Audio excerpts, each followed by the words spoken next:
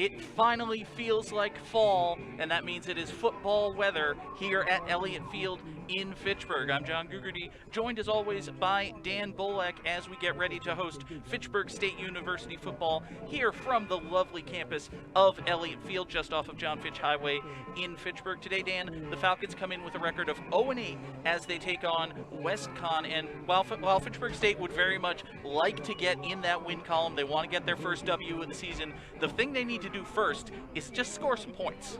Yeah, that's been a challenge for the Falcons this year. The last 5 games they've been shut out. They have not scored since D. Jones's pick 6 against Worcester all the way back on September the 18th. They've yet to score here at Elliott Field. This is going to be game number 4 this year for the green and gold. It's been 2 years since I've had the chance to say touchdown Falcons. I would like to change that today. It does seem nice. Fitchburg State has not put up any points here at Elliott Field. They are coming off of their bye week. Their last game was a couple of weeks ago, Saturday the 23rd, a 40-0 defeat at the hands of UMass Dartmouth. But we take a look at the other side of the equation right now. Westcon comes in with a record of 4-5. This is actually going to be their final game of the season. Their bye week is next week in the last week. Westcon, as we said, with the sub-500 record, but they are coming off a very impressive victory over Worcester State. 56-30, they were able to dispatch the Lancers, and the leader in that game was Mac Driver. I mean, Westcon had 3 players who ran for over 100 yards in the game, but Mac Driver, 17 carries for 136 yards and a school record 7 touchdowns.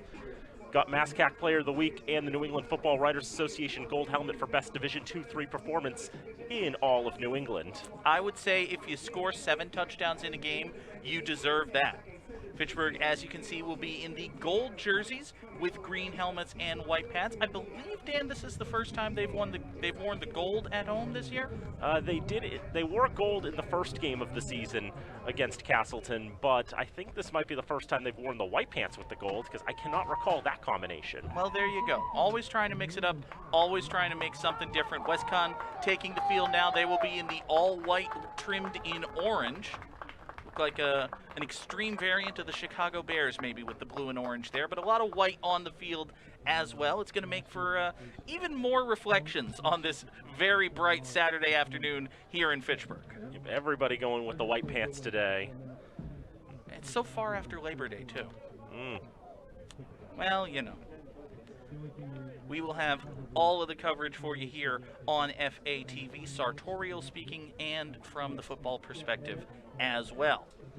One thing, Dan, to keep an eye on for Fitchburg State that they tried late last week in the victory, or rather the defeat at the hands of UMass Dartmouth, is a new man in the backfield, Justin Stanford, number 98. Not exactly a running back's number.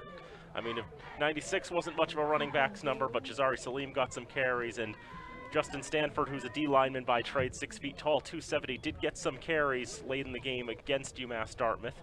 Did fairly well with the ball in that case, 7 carries, 34 yards. He might be an option in the backfield again for the Falcons today, just trying to change things up and try some different things, anything to get the offense working.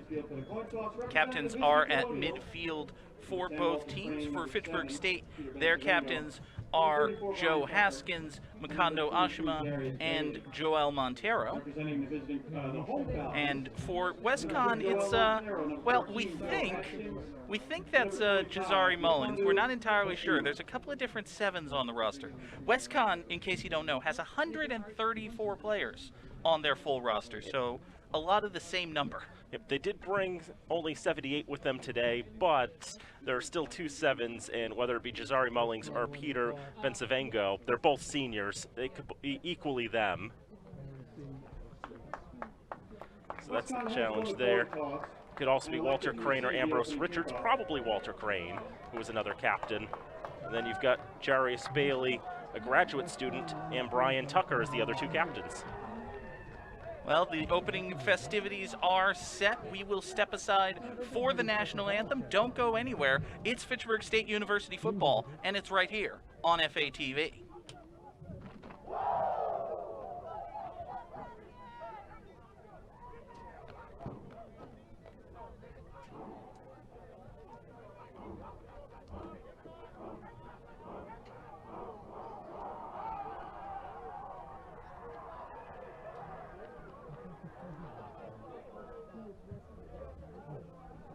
Ladies and gentlemen, at this time we ask that you please stand, if you are able, as we honor America with the playing of our national anthem.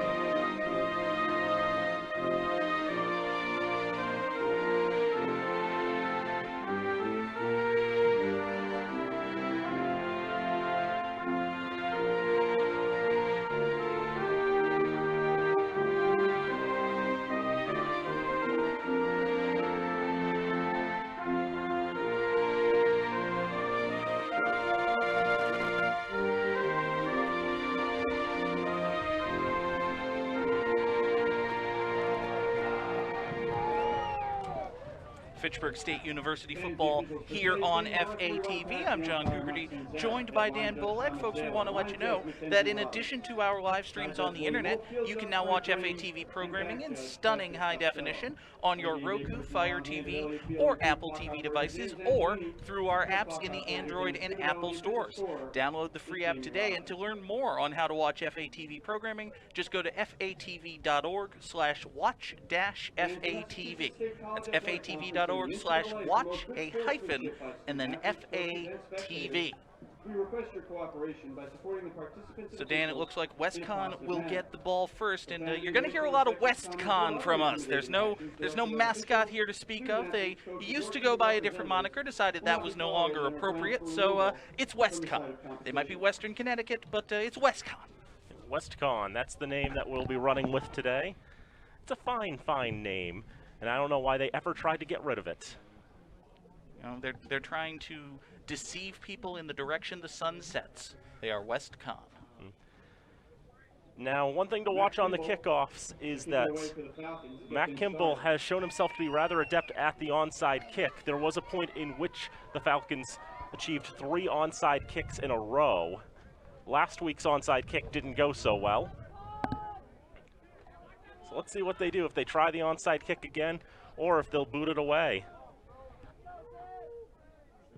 This time they will go with the deep ball, and it'll be taken in at the 15-yard line by Messiah Diggs. Diggs tries to cut back up the middle. Wrapped up around the 30-yard line as the maul is formed. With the kickoff return. And from around there is where Westcon will start with the football. Westcon, 1st and 10. And they will come out rather surprisingly for a team here in D3 led by a freshman quarterback in John Giller. More touchdowns than picks on the season. Just under 1,500 passing yards for him, so he's had a pretty good first year. And Giller only attempted 7 passes last week against Westcon. They ran the ball down the Lancers' throats. They didn't need to go to the air that much. He's got Chad Blasky set up to his left. Move a man in motion to the near side. They've got 2 receivers out there, tight end essentially, and 1 to the near side.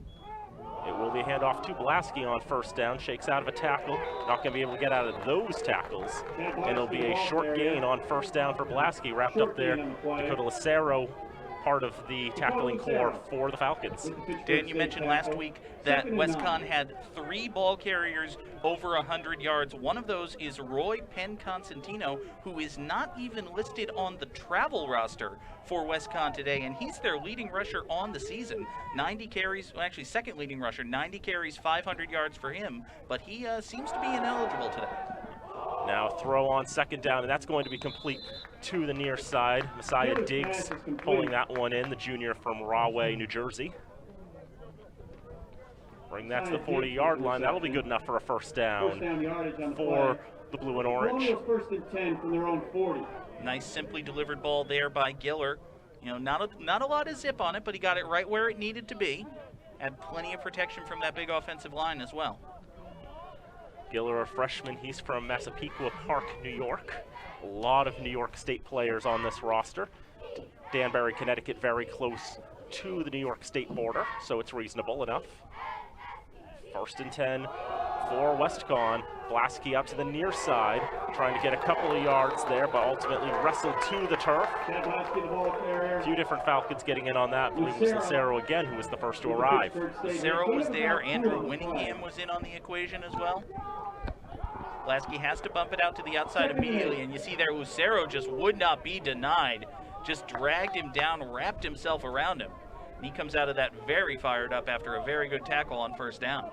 Lucero, a junior, he's one of the handful of players who are a first-year Falcon, but they came from elsewhere. I believe he played at Alma. As it's Blasky up the middle, he'll get himself close to midfield. The marker's right on the 50. They say he's a little short of that, so he'll bring him 3rd, but about a yard to go. This time they go straight up the middle with Blasky, and the big block right there. You saw, couldn't tell if that was the right guard or the right tackle, but he absolutely cleared out the man he was assigned to, opened up a big hole for Blasky. It's going to be 3rd and 1. They need to get right to midfield, and the ball is spotted at the 49. And Westcon's the best team at converting on 3rd down in the MASCAC. There are whistles and flags here. That time they had Mac Driver lined up in the backfield, and he took a direct snap, but the officials decided they had not gotten set enough. Driver, of course, had those 7 touchdowns in the last game, that 56-30 victory over Worcester State. This time they wanted to just, direct snap it to him, get him going up the middle, but the officials decided, nope, you weren't set. So they blow the whistle, back him up 5 yards. It'll be 3rd and 6. One thing to note, Mac Driver has been used basically as a running back and a running option. He is officially listed as a quarterback, though. Might be interesting to see if they ever throw it out of that formation, then. He's not credited with any passes on the season, as there's a throw out to the near side, and that's going to be caught by Westcon inside the 45-yard line. Julian Ferguson, the freshman, will come up with his 34th catch of the campaign. Just under 500 yards on the season for Ferguson. Comes to us from Enfield, Connecticut. That's pretty much my neck of the woods. It's a hop, skip, and a jump from Springfield. Yep. Right up there on the Massachusetts-Connecticut border. Just a little bit down 91. It'll be 1st and 10 for Westcon as they've made their way into Falcons territory. Quick throw, left side, that's going to be caught. Jazari Mullins not going to be able to gain yardage on it, though. It's going to be a loss of about 3. Mullings is down as well. They went empty backfield, tried to set up the quick little bubble screen here. Fitchburg State did a good job defending it. And you see Mullings just staying down after he makes the initial reception. He is still down just over midfield being tended to. You see him there. We mentioned Mullings is one of the seniors on this roster as well. Comes to us from Bridgeport, Connecticut, a management major.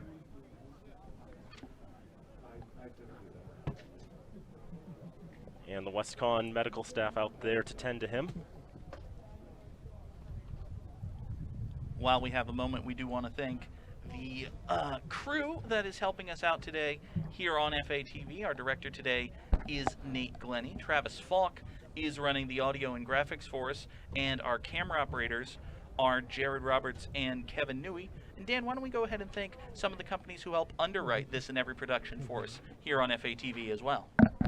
Indeed, all of our remote productions here at FATV underwritten by Workers Credit Union, Rollstone Bank and Trust, UMass Memorial Health, Health Alliance Clinton Hospital, North End Subaru, Unitil, Minuteman Press, and the Sentinel and Enterprise. We thank them for all the support they give us to help make these broadcasts possible. Yes, indeed. Thank you very much. As we get back here to Elliott Field, good to see Jazari Mullings being escorted off the field, but he is up. Looks to be mostly under his own power. Certainly a scary moment there, but a very good sign that he's able to walk off. We'll keep an eye on him, see if maybe he gets back into this game. Colonial 2nd and 14. Ultimately, Mullings loses 4 yards on the completion.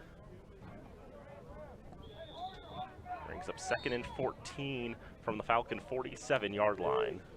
Westcon hasn't really thrown the ball downfield much. They've done, maybe 5 or 10-yard passes, and Giller has looked more than capable of handling those, but we haven't seen them have to really air it out yet. We'll see what they do here on 2nd and 15. Move a man in motion to the near side with 2 receivers out to the far. We play action and a long ball downfield, just as you predicted, but ultimately out of the reach of Ferguson. D. Jones had the coverage there for the Falcons. I think Ferguson had a step on Jones, but the pass was just a little bit out of his reach. Kind of reminded me, Dan, actually, of the first play in last night's game that Westfield High ran. Play action, go deep, first play from scrimmage. Just try to hit the deep post there. And try to set the tone early in that contest, and ultimately did not work out for them. And it took until the 3rd quarter before we even had a score in that game. It was a low-scoring affair, 7-6.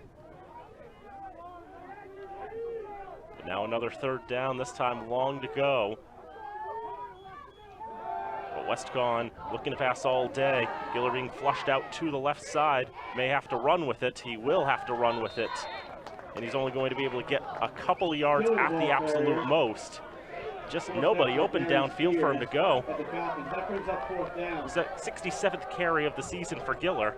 It won't be enough for a 1st down, and we'll see the punt unit.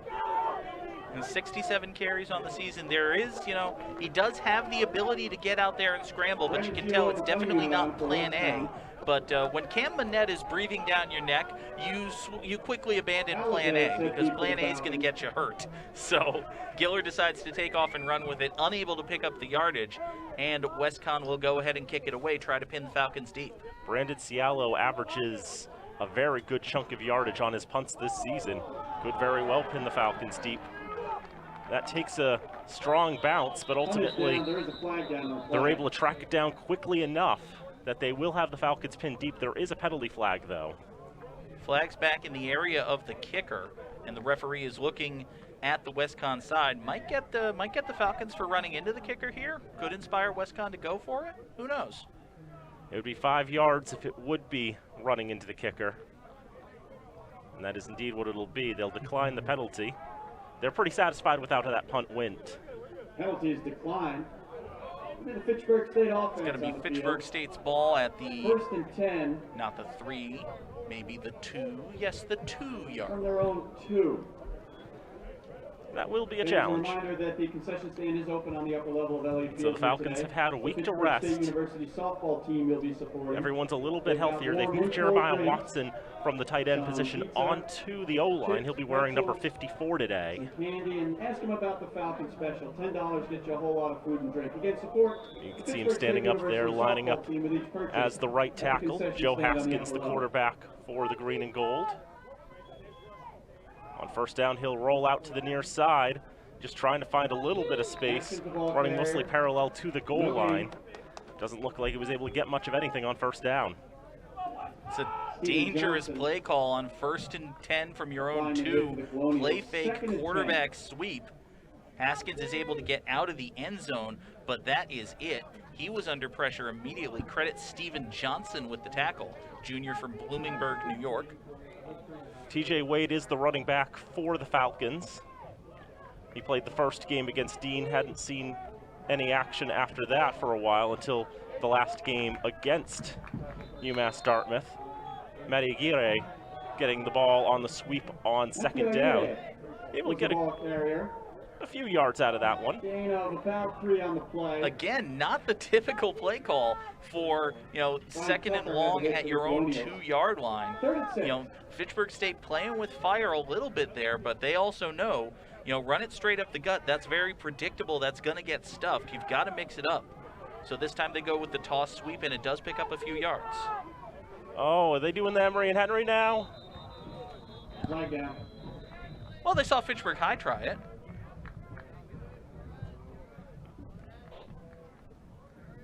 False start will go against the Falcons. You think Scottsboro was watching FATV last night? Could have been.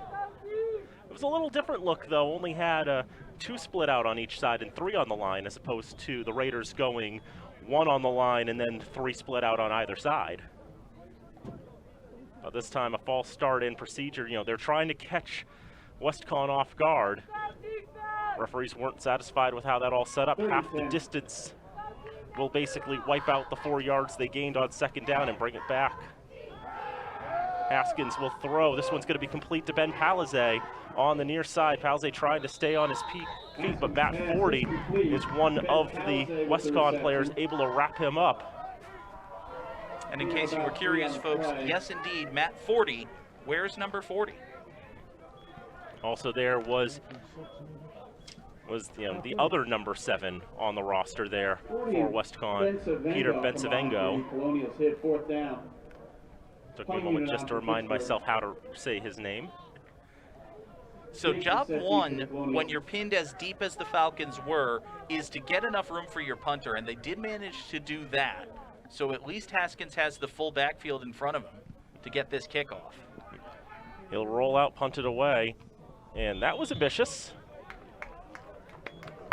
That was an attempt, yeah. Messiah Diggs. I don't know if he initially thought maybe I'll take this on the run and try to get some yardage, and then he overextended. But that was it's the kind of thing where if you're gonna do it, you need a better result than that, or else your coach is gonna be mad at you, I think. Yes, because the worst thing you can do is sort of just muff it and give the ball back to the Falcons. But still, the field position game very much in favor of Westcon. They had that excellent punt on their possession, and then Fitchburg State's offense wasn't able to do anything. So now Westcon takes over inside the Falcon 40. Great field position for Westcon, and Giller going to have to improvise to the left side.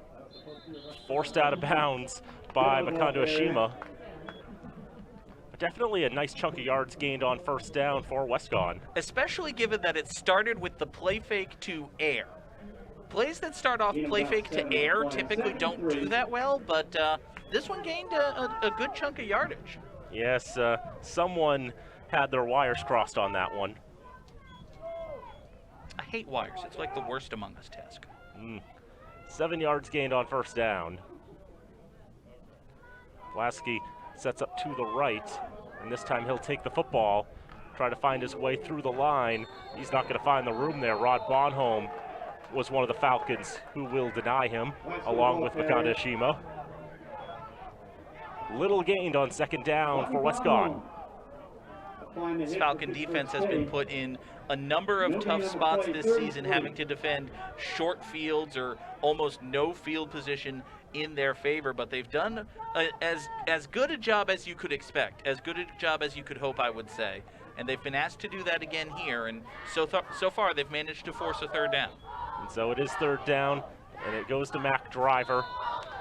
We'd call it the direct snap, but considering he's listed as a quarterback, it's actually very much as designed, if you will. He tries to plunge up the middle. He's pretty close, but considering the marker is on the 30, and they're spotting him short of the 30, he does not get the first down. I mean, they love that play on, second or third and short situations. Now here on 4th and 1, they're lining up to do it again. Driver's a big guy. You get him ahead of steam. It's a really good play to get a yard or two. 6'2", 235, right up the middle. He will drive right through for a first down. And there's a flag. Flag comes in after the play. But, even on 4th and 1, even if you know it's coming, he's just such a big guy. He gets such a head of steam, and he gets the time to read the line and find the hole.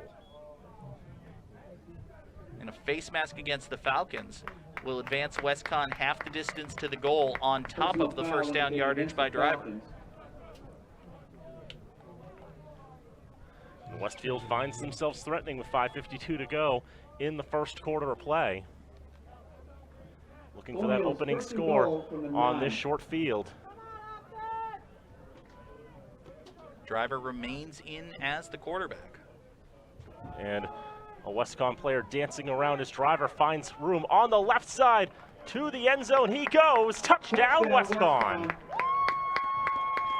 Mac Driver will pick up where he left off. He's got his 20th touchdown of the season. And it's Westcon on the board first. They just keep Driver on the field. This time he tries to bounce off the left tackle. You see Torian Wise there, not even going for the hit, just trying to knock the ball loose. But Driver had already sped away from him, and he gets across the line untouched. Westcon takes the lead. It'll be Anthony Wheatman on for the extra point attempt. Kick is up. It is good. 5:29 to go. First quarter, Westcon 7. And the Raiders and the Falcons 0. Swear jar. Yep. Oh, sorry about that. Okay. On it. Hit it. Just any of the score button will work. 5:29 to play here, first quarter. Fitchburg State trails Westcon 7-0. Folks, we want to let you know there is so much to watch on your community access station. Check out quality FATV programs such as Barbara and You, Inside Fitchburg, Chess Chat, Forks Over Fitchburg, and Discussing Fitchburg Now. FATV also covers many local events, including Memorial Day ceremonies, graduations, local high school and collegiate sports, such as, hey, Fitchburg State University football. How about that? We also, of course, have some of the best local election coverage around. We were very proud of all the coverage we were able to bring you of the recent elections this past week.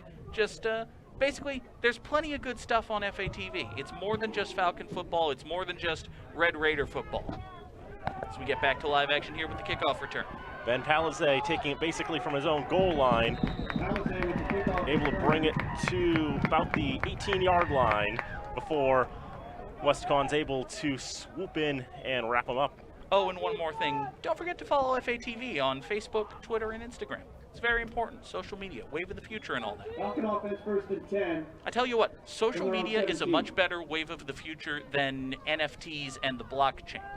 Yeah. This, folks, I solemnly swear, and I never speak for FATV. I speak for FATV. There will never be a Fitchburg Access Television NFT. That you can guarantee. On first down, TJ Wade's going to get the carry going up the middle. Ball popped loose at the very end, but he'd already been down by that point. But he gets all the way to the 23-yard line. Solid gain on first down for the freshman from Oakland, California. Teron Wade, the ball carrier, gain of about 6 on the play. 2nd and 4. As we mentioned, TJ Wade had a good run of yards first week of the season against Dean, but through injuries were otherwise unable to get back in the lineup till 2 weeks ago against UMass Dartmouth. And the pitch out there to Aguirre does not go to plan.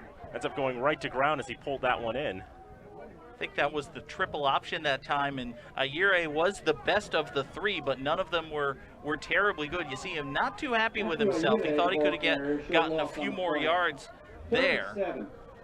But Haskins made a good decision not to hand the ball off because the prospective ball carrier got walloped pretty much as soon as he would have gotten it. And then Haskins himself took a hit just as he pitched it out to Aguirre. But ultimately it brings up a 3rd down and 7. Stanford is in the backfield. He's in full ball protect mode as he tries to plunge forward. Ultimately going backwards to continue protecting the football. Gets a few yards on that one, but it won't be nearly enough to get the first. 4th down, Falcons.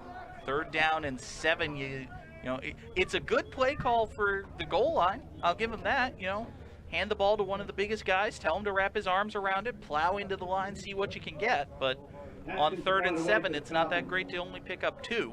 Fitchburg State will at least line up to kick it away again. Probably kick it away.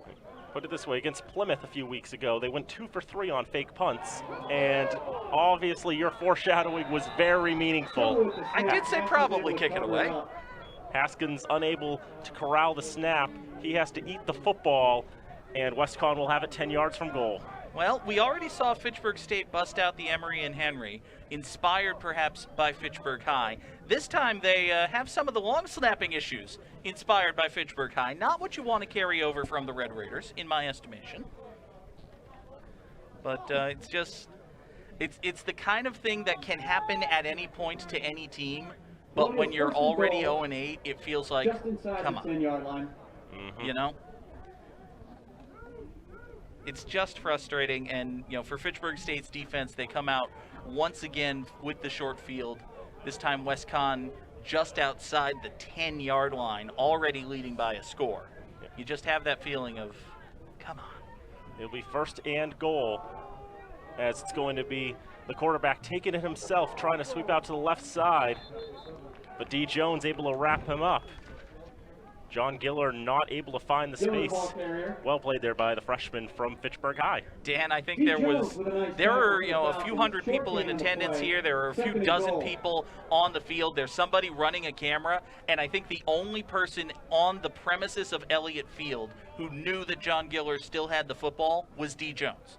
And he was able to make that open field tackle, stop what would have been an easy walk-in touchdown. That's a fantastic play by Jones. And now this time, driver's going to throw. It's incomplete. That was his first pass attempt all season. I seem to recall somebody who may or may not be a fat man in a red sweater vest foreshadowing earlier that they may try to pass out of that formation. And hey, look at that, they did. Now, it didn't work, but I still called it. He wanted David Ross, but he hit him right in the foot. That's not a good place to hit a receiver, honestly. Is it better than the hands? It's not as good as the hand. Which is weird because the hands is the worst place to hit someone, but So it brings up 3rd and goal for Westcon. Just the box man working on the sideline. So we throw left side, wants Ferguson, D. Jones battling with him. He comes down with it, and it's his behind that touches the ground first to award the touchdown. Was very surprised that they went one-on-one against D. Jones, but we'll take a look at it here. This was the play call all the way. It's a fade to the far side. He goes up, and it's very tough to tell where the green field turf ends and where the white field turf begins. The official was right there. And now we get some whistles. Lots of stuff happening while I was looking away at the replay. Timeout called by Fitchburg. Timeout, Fitchburg State. 2:20 to go in the first quarter, 13-0 Westcon, and the first timeout off the board for Fitchburg. While we have a moment, we'll have a look at the out-of-town scoreboard. Bridgewater and Framingham is the game of the day in the MASCAC.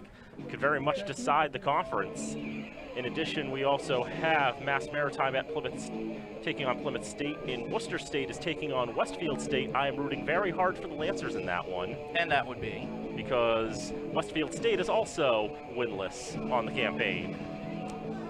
And, Westfield State does come to Elliott Field next week.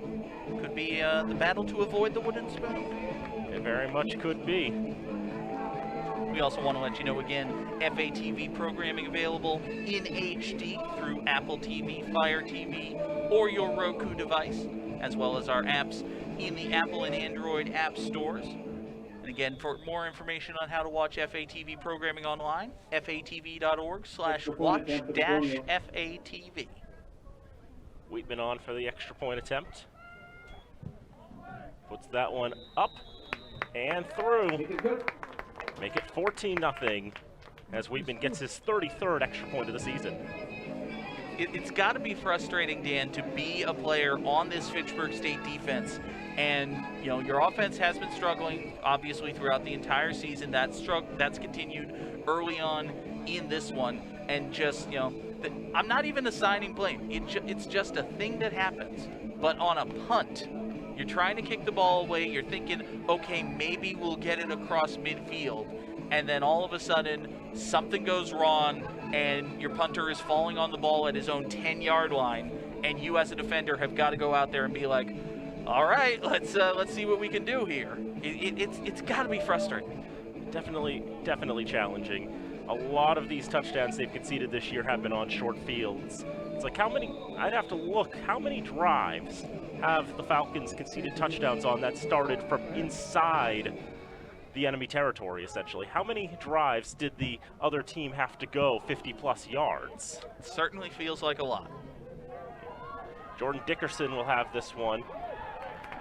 And he'll be wrestled down at the 25-yard line. Jordan Dickerson with the kickoff return.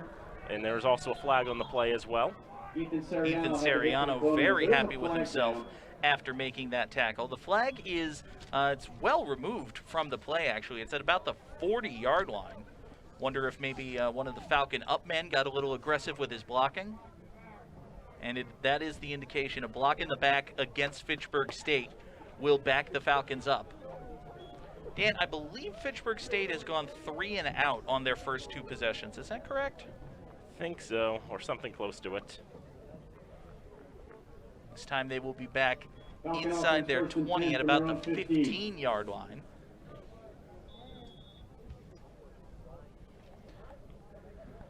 Falcons 2 minutes and 12 seconds away for being shut out for the 23rd consecutive quarter. Let's see if they can change things here, starting with another long field. 1st and 10, TJ Wade wrapped up by 2 of the Westcon players. TJ Wade. Short loss Ambrose Richards and Charles Davis, the parties coming together to make the tackles. Davis had the Colonials hit. 2nd and 11. We've seen Fitchburg State try a number of different guys in the backfield, whether it's through injuries such as to TJ Wade or just trying to find something that works. And that search continues here today. 2nd and 11 on the loss of 1, as Haskins thinks he had a hole, and he was able to dive forward for a couple of yards. But Michael DiConsanzo wanted nothing to do with it. Wanted to just shut him down there, and shut him down he did. Disengages from the blocking assignment and is able to go and wrap up Haskins, hold him to just a gain of about 3.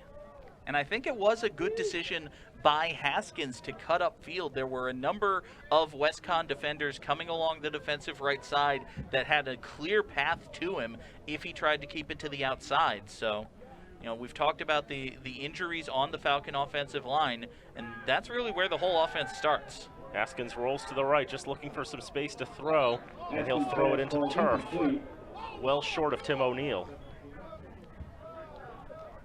O'Neill was a good ways downfield, and once again, you know, it's 3rd and long. The defense knows you're going to have to pass, and with the Falcon offensive line in the state that it's in, they don't have the faith that Haskins is going to have the time in the pocket. So they draw up a play that has him roll out to the right. He gets under pressure anyway, and he gets rid of the ball. And, you know, it's not a terribly great throw, but what do you expect when your quarterback is on the run and under pressure? Haskins has just had so little time to throw. He'll get this punt away. Bounces at the 47, and Diggs is going to take it in this time. Gets the run back to about the 33 before he's wrestled back by no fewer than 5 Falcons. It's a little bit more like what Messiah Diggs wanted to do on the first punt of the day. We saw him wind up diving to take that one in on the bounce. This time it bounced nicely to him, and he was able to get a pretty good return. And once again, Westcon will take over inside Fitchburg's 40-yard line. Another short field for Westcon to be able to work with here. And really, Dan, the first time it was a result of an excellent punt, right? You punt the ball, it's down at the 2, the other team can't move it, you're going to get field position. Westcon scored a touchdown on their last drive, and they're still getting the ball back at Fitchburg's 35. On 1st down, Whittingham will make the tackle on Blasky. Gain of 3 yards for Chad Blasky, the junior from Selden, New York. And it gets back to, like, this time, again, the offense went 3 and out, but there was also a penalty on the kickoff return. So you're starting with such terrible field position, you're not able to move the ball, you're handing it back to the opposition, and they don't have to do much to get more points on the board. This will be the last play of the first quarter. So they'll go for the deep ball, right side, a bit too deep. On to find Mekhi Howell Brown, did John Giller. Intended for Shakespeare Rodriguez. Or could have been Shakespeare Rodriguez. That would be the more likely receiver since he's a wide receiver. And my stat sheet really does not like it when players have duplicate numbers. That brings us to the end of the first quarter. Westcon looking for their third touchdown of the day. They've already got 2 and a 14-0 lead. You know, it's hard to harp on, but it really just, it's all cyclical, right? If your offensive line is struggling through ineffectiveness or injury, that means it's hard to run the ball. If it's hard to run the ball, you have to throw the ball more often. If you don't have a ton of faith in your quarterback's ability to get the ball downfield, you have to come up with these, creative short passes. But if you don't have faith again in the offensive line, there's not going to be the blocking there. The quarterback's going to be under pressure. You're going to have short drives. You're going to have ineffective passes. You're going to have turnovers. It's all cyclical for Fitchburg State. There's very little, especially on the offensive side of the ball, there isn't that one thing that you can lean on. It's all struggling. It's all interconnected. And that's part of the reason why, I mean, you said it, Dan, it's been 23 consecutive quarters now. Fitchburg State has not even put a point on the board. They ran 10 plays and ultimately gained, to their credit, 1 yard. That is not good, I believe. Not ideal. Will Westcon be able to get a third touchdown on this drive? John Gugerty will have the answer. We shall see. Giller will go from the shotgun, 3rd and 7. Looks to his left, under pressure, immediately dragged backward, manages to escape the rush. He's still on his feet, sets, throws to his right. It's a jump ball and incomplete. Good defense there. There is a flag and a Falcon down. Spears knocked it down for the Falcons. There is a Flag is down around the area where Giller threw the pass. It was Gary Spears who knocked it down. Can't tell who that is. I don't have the angle either. The call is roughing the passer against Fitchburg State. And it was Rod Bonholm who was hurt. So out of all that, Westcon will be rewarded with a first down. We'll take a look at the replay again. It's a fantastic job by Giller just to avoid the initial rush. He's got Manette bearing down on him. He finally escapes that. Now, as he gets rid of it, we just move out of frame there, but he took a hit. That's the roughing the passer penalty. Looks like there was enough of a gap. That's a legitimate gripe as well. That was called correctly. And we get whistles that kill the play here.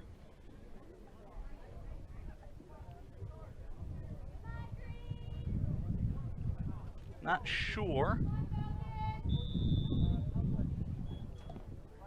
Okay, Dan, what was that about? Don't know. Okay.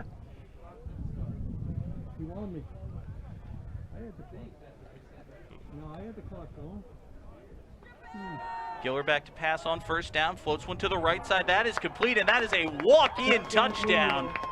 Touchdown, Westcon. It's Blasky who ends up pulling that in for his first receiving touchdown of the season. Take another look at this one. Blasky coming. It's a simple wheel route out of the backfield, Dan, and nobody covered him. That's just a blown coverage by the Fitchburg State defense and an excellent job by the freshman quarterback, John Giller, to find the open man and hit him in stride. That's one of the easiest pitch and catch touchdowns you'll ever see. Extra point attempt is up and through. 14:25 to play here in the second quarter. Westcon has a 3-score lead. It's 21-0. This is Westcon's last game of the year. You know they don't want to hold anything back. And off to a great start are the visitors from Danbury. Fitchburg's last game of the season will, of course, be next Saturday, Senior Day, as they host Westfield State here at Elliott Field. That's another 12 o'clock kickoff on FATV.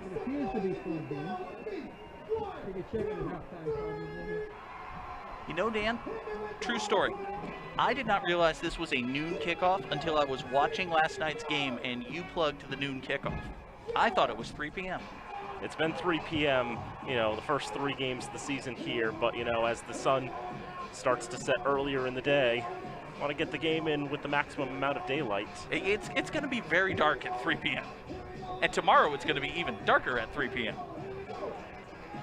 Set your clocks back, folks, because that's a thing we still do for some reason.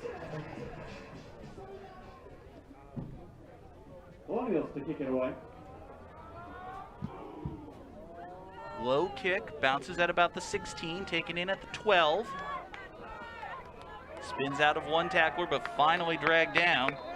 Jordan Dickerson didn't get much there. Jordan Dickerson with the kickoff return. Trying to find the space on the far side. He runs parallel to the 20, but that space never develops.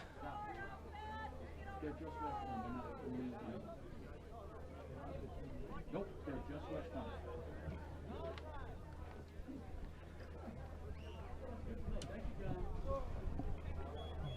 So 45 seconds into the second quarter, and the Falcons chasing 21 already. Joe Haskins and the Falcon offense back out on the field.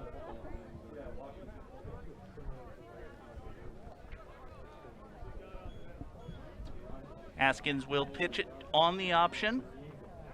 Not much doing there. TJ Wade couldn't get anything going. The ball carrier. Ultimately ended up in the hands of Ire. Able to come up with a couple of yards. I don't think Wade would have gotten anything had he been able to keep the football, as Westcon had that very well read. Ultimately, the pitch out is able to gain a couple of yards. Yeah, the issue really isn't with the decision making out of the option formation or out of the option play there, Dan. It's just very good defense by Westcon. Now on second down, Haskins will swing it to Aire on the near side, and he is wrapped up immediately. Aire with the reception. Coming out of the play is Malik Green with the tackle. Malik Green. It's a damaging completion, as it's a loss of about 5.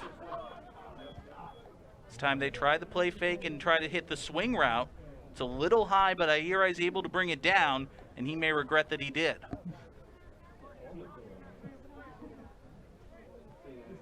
It'll be third down and 15 for Fitchburg State, as the Falcons need to get out to their own 32 to move the chains for the first time today. 3rd and 14. Haskins this time rolls to his left. He's got time, sets, throws. It's low. There's a couple of guys there, and the official signal incomplete. Ultimately ended up in the hands of one of the Westcon players. He knows it was a mare. 4th down, Falcons. But I think we'll see the Falcons try to go to the air a little more, considering how well Westcon has got the run game read. It's like they've got to try to complete some passes just to keep that part of the game honest. As it stands, the Falcons are in the red in terms of total yards, now standing at -2. And once again, they will kick it away. Haskins rolls to his left. This one's a high, short kick. It's going to be taken in at the 41-yard line. And for the third consecutive time, Westcon will take over in Falcon territory.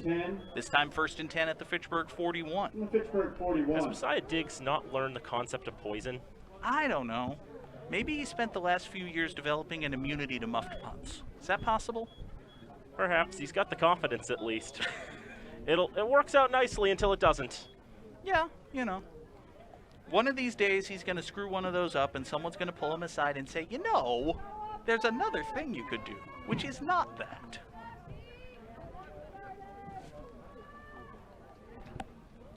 So 1st and 10, Westcon. They spot the ball at the Fitchburg 40-yard line. Giller back to pass, pumps, wants a deep ball. It's not there. He's going to scramble, try to get something out of it. Breaking tackles across the 35-yard line. John Giller's got himself a heck of a run. They'll finally stop his forward progress at about the Fitchburg 33, but there is a Falcon down back in the backfield.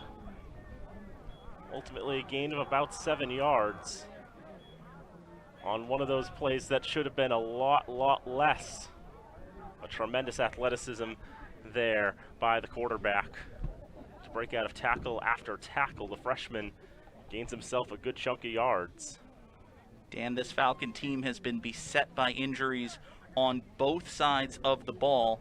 This time it's Tyler Farmer, the senior from Derry, New Hampshire, who is down.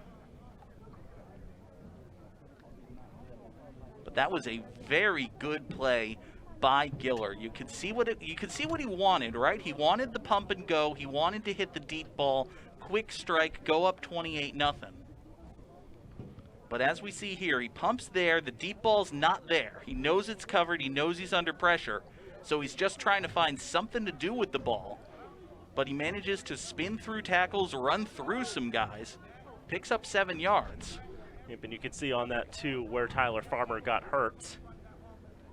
So he was just trying so hard to make the tackle.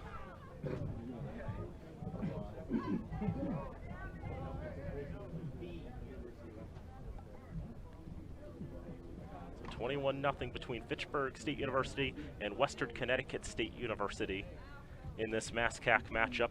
Westcon trying to finish the season at 500, both in the conference and overall. 4-5 coming in, 3-4 in the conference. They've been very inconsistent. You never know what kind of team you're going to get out of them on any given day. They look very impressive today, though. They've been able to move the ball on the ground and through the air.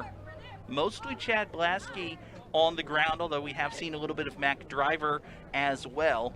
And I've been very impressed with the play of freshman quarterback John Giller. Meanwhile, you see Tyler Farmer there back up on his feet, which is good to see. I feel like the injury was probably more to the arms in that extremity. Like he may have pulled it trying to make that tackle with all the effort he was putting in. But we hope he's all right. Yeah, he is being very gingerly escorted to the near sideline. They will wait for him to clear the field before resuming play, with 12:10 to play here in the first half. Westcon already leading by 3 scores. Now they've got Mac Driver back in. He takes the direct snap, plunges straight up the middle. Doesn't get much.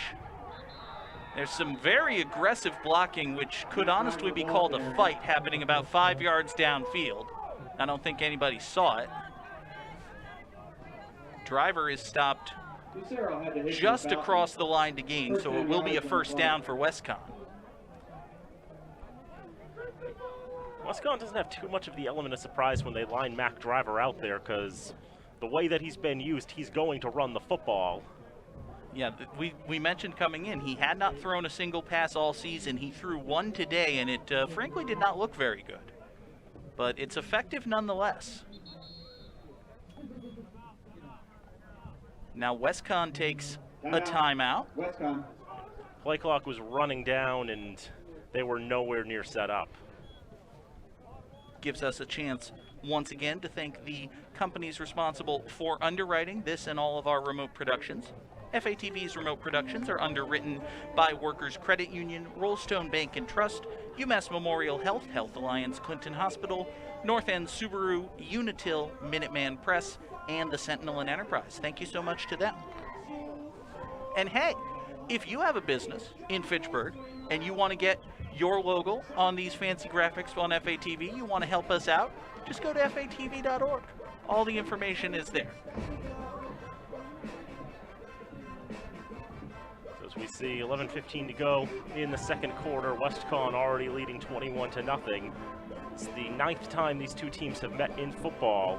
Westcon's won 7 of the 8 meetings previously. The only time the Falcons beat them back on October the 15th, 2016, a 17-14 game here at Elliott Field. Westcon's all-time high for points scored in Fitchburg is 41. Worth keeping an eye on that. Giller rolls to his left. He wants the end zone. It's a jump ball. Who's got it? Nobody. Incomplete pass. He was trying to hit Walter Crane. E. Jones with the defense, and as I was looking at it live, I thought somebody was going to come up with it, and I thought that somebody was going to be wearing a white shirt. Yeah, I was very surprised they ruled this an incomplete pass, Dan. We'll see Crane goes up for it.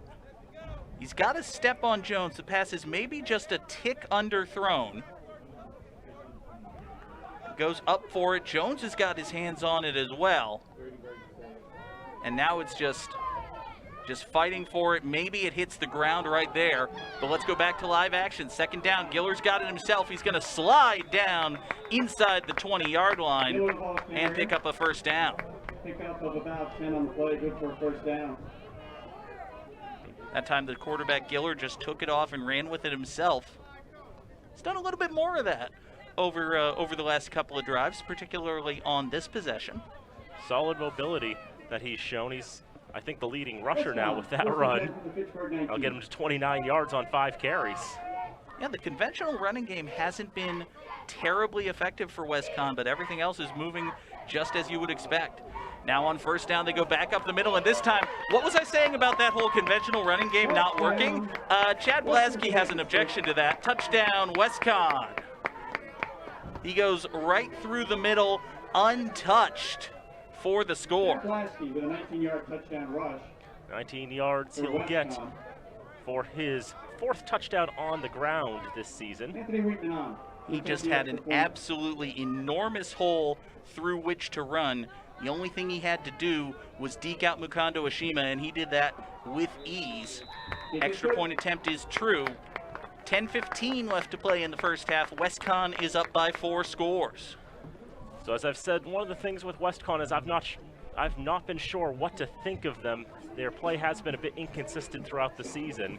They started with a win against William Patterson 24-21, lost to a 2-win Albright team 33-28, beat Westfield 42-6, lost to Bridgewater 21-17, beat UMass Dartmouth 34-19, lost 16-13 to Plymouth, and then 35-21 they fell to Framingham, 22-20 they lost to Maritime, and then against Worcester lit them up for 56, although they conceded 30 of their own in that one.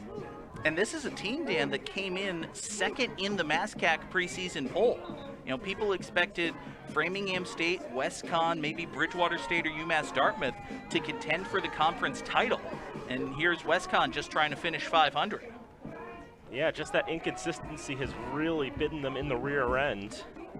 But I got to tell you, you know, obviously quality of opponent matters, but they look like one of the better teams we've seen come to Elliott Field this season, at least through the first, quarter and change. Haven't seen a team dominate like this thus far here in Fitchburg.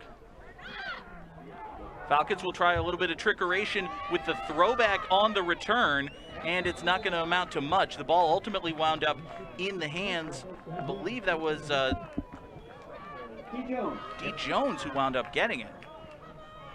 Even if you can't see the number, he's got the tremendous hair there. That is a fantastic head of hair.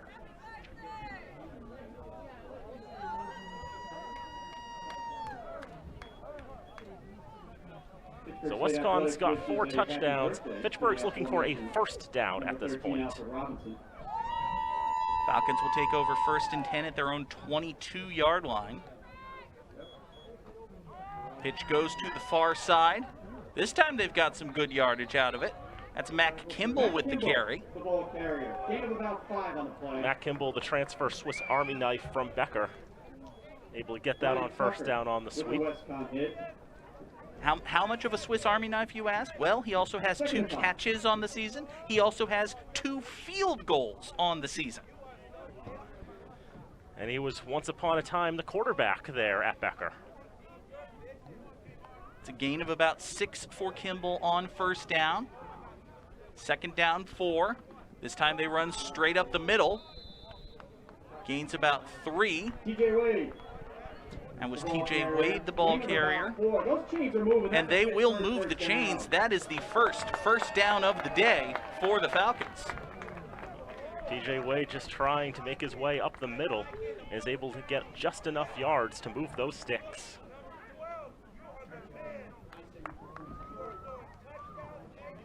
First and 10 Falcons at their own 33-yard line. These are dizzying heights for Fitchburg. I think this is already the best field position they've had all day. Handoff goes to Wade, and he's going to lose some of that good field position. He's driven backward. Bodies flying onto the pile after the whistles blow. But it was all in pursuit of a legal tackle, they say, so no flags. Ultimately be a loss of 1 yard. They try to go up the middle, and first to wrap his hands is Jameson Charleston. You know, Dan, we've seen Fitchburg fake that handoff up the middle a number of times today. I don't remember how many times they've run it, but okay, guys, you ran it once, you can fake it again. It'll be 2nd down and 11. Kimball goes in motion. This time they fake it. Haskins rolls to the near side. Pass is complete to Wade. Across the 35 to the 40. He lunges forward. And hey, Fitchburg is on the move. Stop the clock, move the chains. That's a Fitchburg first down. Sometimes it just takes a lot of work to get the 11 yards, but you put in the work to get what you need.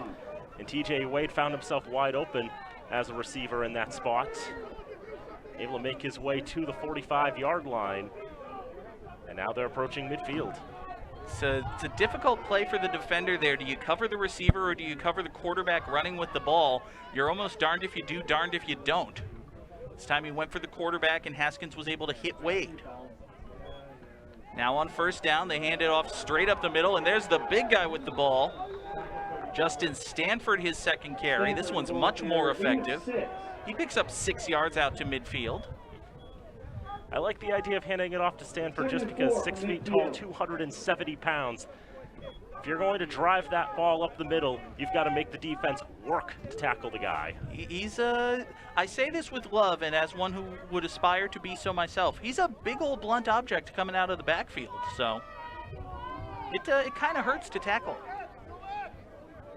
2nd down and 4. Stanford stays in the game. He'll get the carry again. He will plunge forward.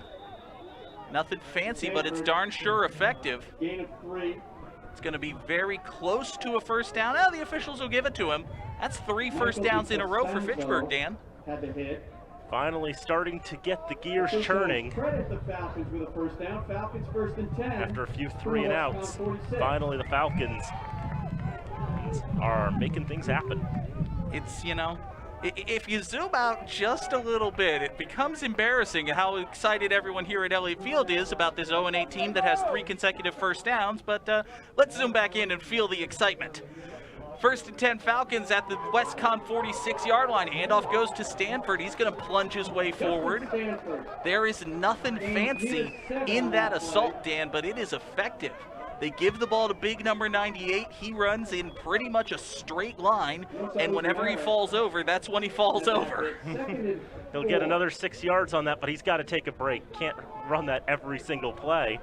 Although if you could, it feels like it's pretty effective. It's a heck of a strategy if you could do it all the time, but you can't do it all the time. Big man's got to breathe after all. 2nd down and 4.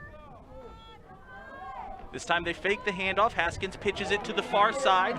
Kimball's got it. He's got a first down and more. He's across the 30-yard line. Fitchburg State continues to move the chains. 6 move again for Fitchburg first down. They're all the way up to Westcon's 26-yard line. And again, Dan, this is the right call on the option. Haskins is making these good reads. This time there is open yardage for Kimball. He's able to get into that 2nd level, keep his legs moving. You never know, Dan. They got 4.5 minutes. They just might put points on the board. It could happen. They're closing in on 6 full games of no scoring. Could they break it just before that mark? This time they try the end around, and that's not going anywhere. Jordan Dickerson wound up with the carry. They had Haskins and Aire come to the near side, but it was Dickerson from the slot. Try to make something happen. Couldn't quite get back to the line of scrimmage. It's a loss of a couple.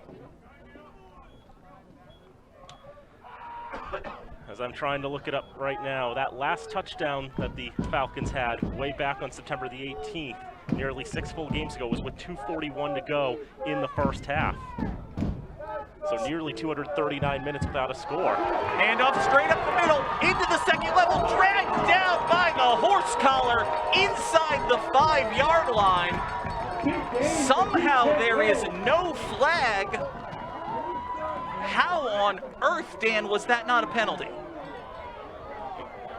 I don't know, and if the only reason they're not going to call it is because it would only be 2 more yards. Look at that, Dan. It's very illegal. Definition of a horse collar tackle, but hey, big picture, TJ Wade gets the Falcons inside the 5-yard line. 1st and goal. Motion goes Kimball, handoff to Wade. He's stripped up in the backfield for a loss of a couple. TJ White, the ball carrier, short game. So it was with what, 2:10 to play in the half, you say? 2:41. 2:41 to play, plus another 23 quarters, right? Yep. That's 345 minutes, right? Yeah, well, closing on 360 minutes, so 60 times 6. It'll be, once this clock hits 2:41, it will be exactly 360 minutes. Second down, quarterback plunge straight up the middle. He is in. Touchdown, Fitchburg State.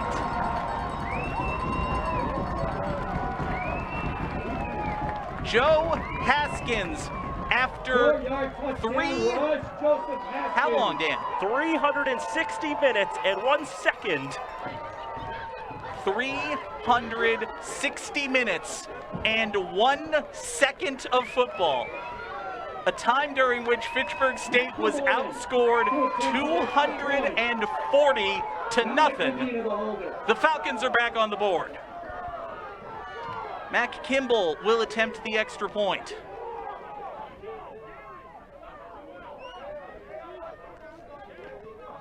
Good snap, good hold. Kick is up. It's not the prettiest kick, but it is through. A jubilant Elliott Field as the Falcons are on the board, 28-7. It's the first touchdown at Elliott Field in 2 years for the green and gold.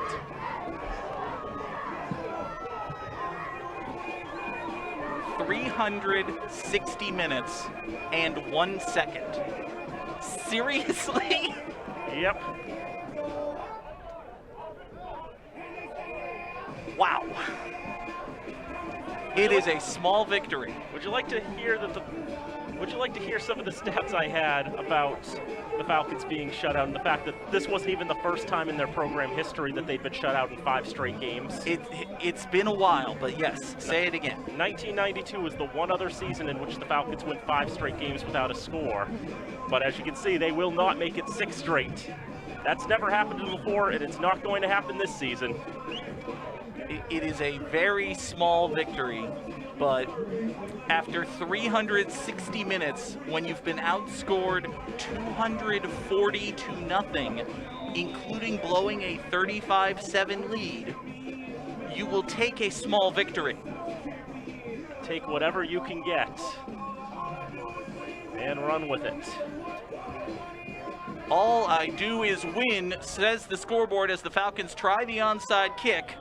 This one goes out of bounds just before it would have crossed that magic 10-yard line. I think Westcon will be happy to take it right there. I'm a little surprised they didn't pick it up, Dan. They were ready for it.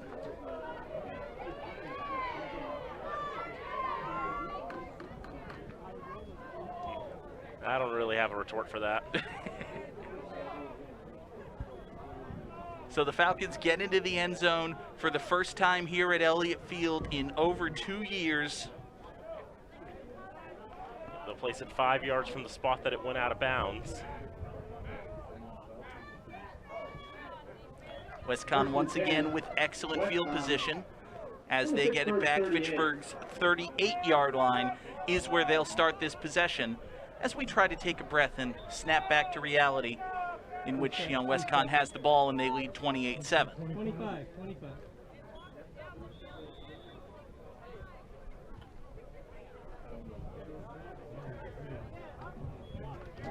First down, Giller back to pass, under pressure, rolls to his right, settles, tries a little dump-off pass, that is incomplete. Fitchburg's defense applied the pressure there, good coverage downfield. Really nothing much for the freshman quarterback to do. Just tries to go for that quick little dump-off pass, trying to find Eli Kukulis, the junior from Belmore, New York. But that's not quite in his reach.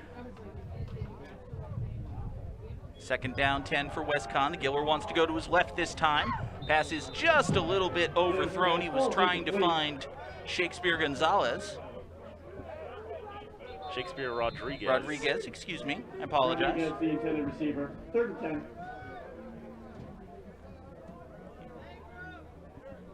10. As we mentioned, Westcon's unique numbering scheme broke my little stat cheat sheet. Dan, don't fall on that grenade. It was my fault. I said the wrong name. It'll be 3rd down and 10 now for Westcon, however.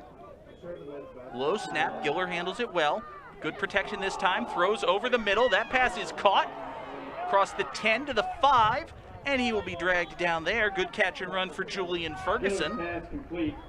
Westcon's offense back in business. They look to answer. Re-extend this to a four-score game.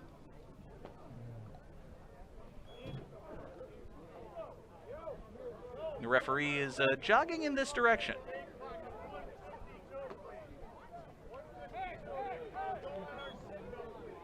Trying to get the game clock set.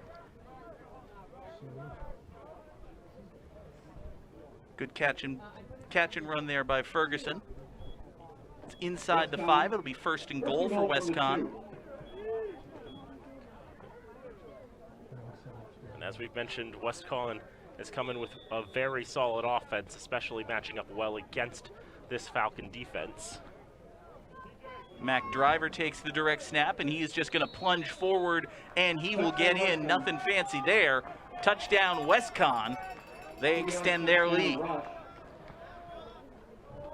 And now everybody, you know, take a breath. You got your score. That's all nice. And Westcon's not terribly happy to let Fitchburg State continue with that momentum any further than that. Yeah, Mac Driver will snap everyone back to reality with the touchdown, his 2nd on the ground today.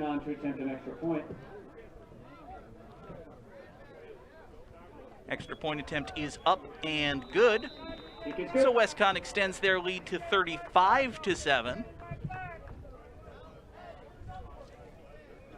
What was the record for most points they had scored in a matchup with Fitchburg? Was it 41, you said? 41 in Fitchburg is the key word, because they've actually scored more in the games at the Westside Athletic Complex down in Danbury. I see. In the 4 meetings there, they've scored 31, 70, 57, and 55. I see. Well, I think that 70 is the 2nd worst performance for Fitchburg defensively in their program's history.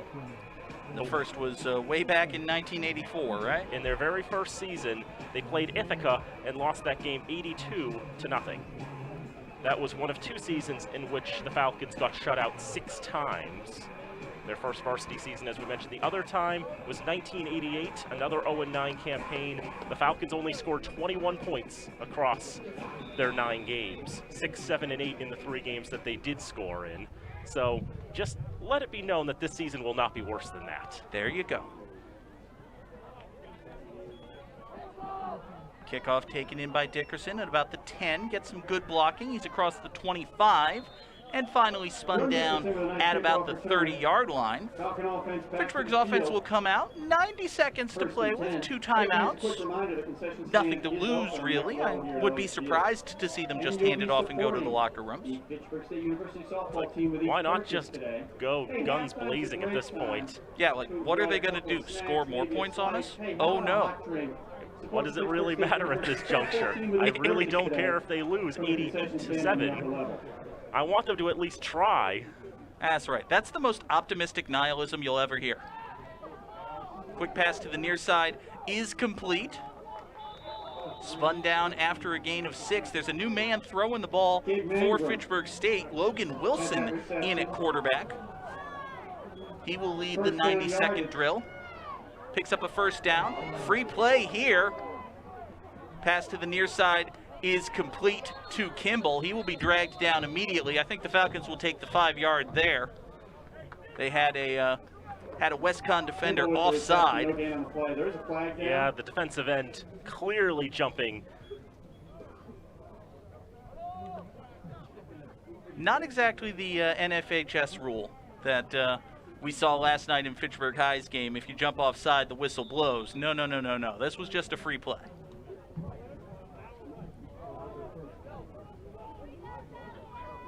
So they'll take the offside penalty. It'll be 1st and 5 for Fitchburg at their own 45-yard line. Falcons still with 2 timeouts. Wilson back to pass, throws, passes tipped up in the air and incomplete. A flag comes in well after the play. I think they're going to get James Bernardi for roughing the passer, Dan. Just a whole lot of things happening on that. When the flag hit the ground, Bernardi was on top of Wilson. It is indeed roughing the passer. Bernardi was very confused as to why the marker came out. We'll see if we can spot it here on the replay. So there's the release, and then after the pass is tipped, Bernardi delivers the hit on Wilson. It's a huge 15 yards. Sets the Falcons up inside Westcon territory, 1st and 10 at the Westcon 40. Can they get in the end zone again? Would that be greedy? I don't care. Pump fake by Wilson. He wanted to go deep. Instead, he goes down. This time, he's got 40 on top of him. Matt 40 with the big sack. Fitchburg State will call timeout.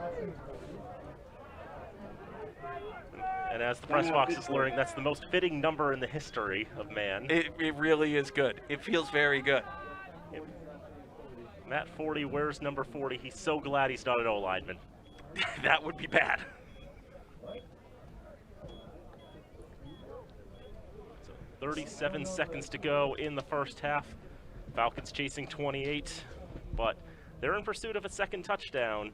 We'll see if they can get it. Try to do a quick scoreboard update. Framingham up 14-7 over Bridgewater at halftime. That game could very much decide the MASCAC. Worcester's up 14-6 on Westfield. They're late in the first half. And Plymouth has 20 to Mass Maritime 7. Nope, 26-7 now. It is halftime there. That score just changed, by the way. Right as I was reading it. Might even be 27 at this juncture because there could be an extra point or two. So after the sack, it'll be 2nd down and 18 for the Falcons, back at the Westcon 48-yard line. Wilson back to pass, wants to go long.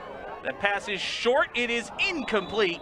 He was trying to hit Gabe Mangrum. He very nearly hit Steven Johnson. Johnson had a good read on that football.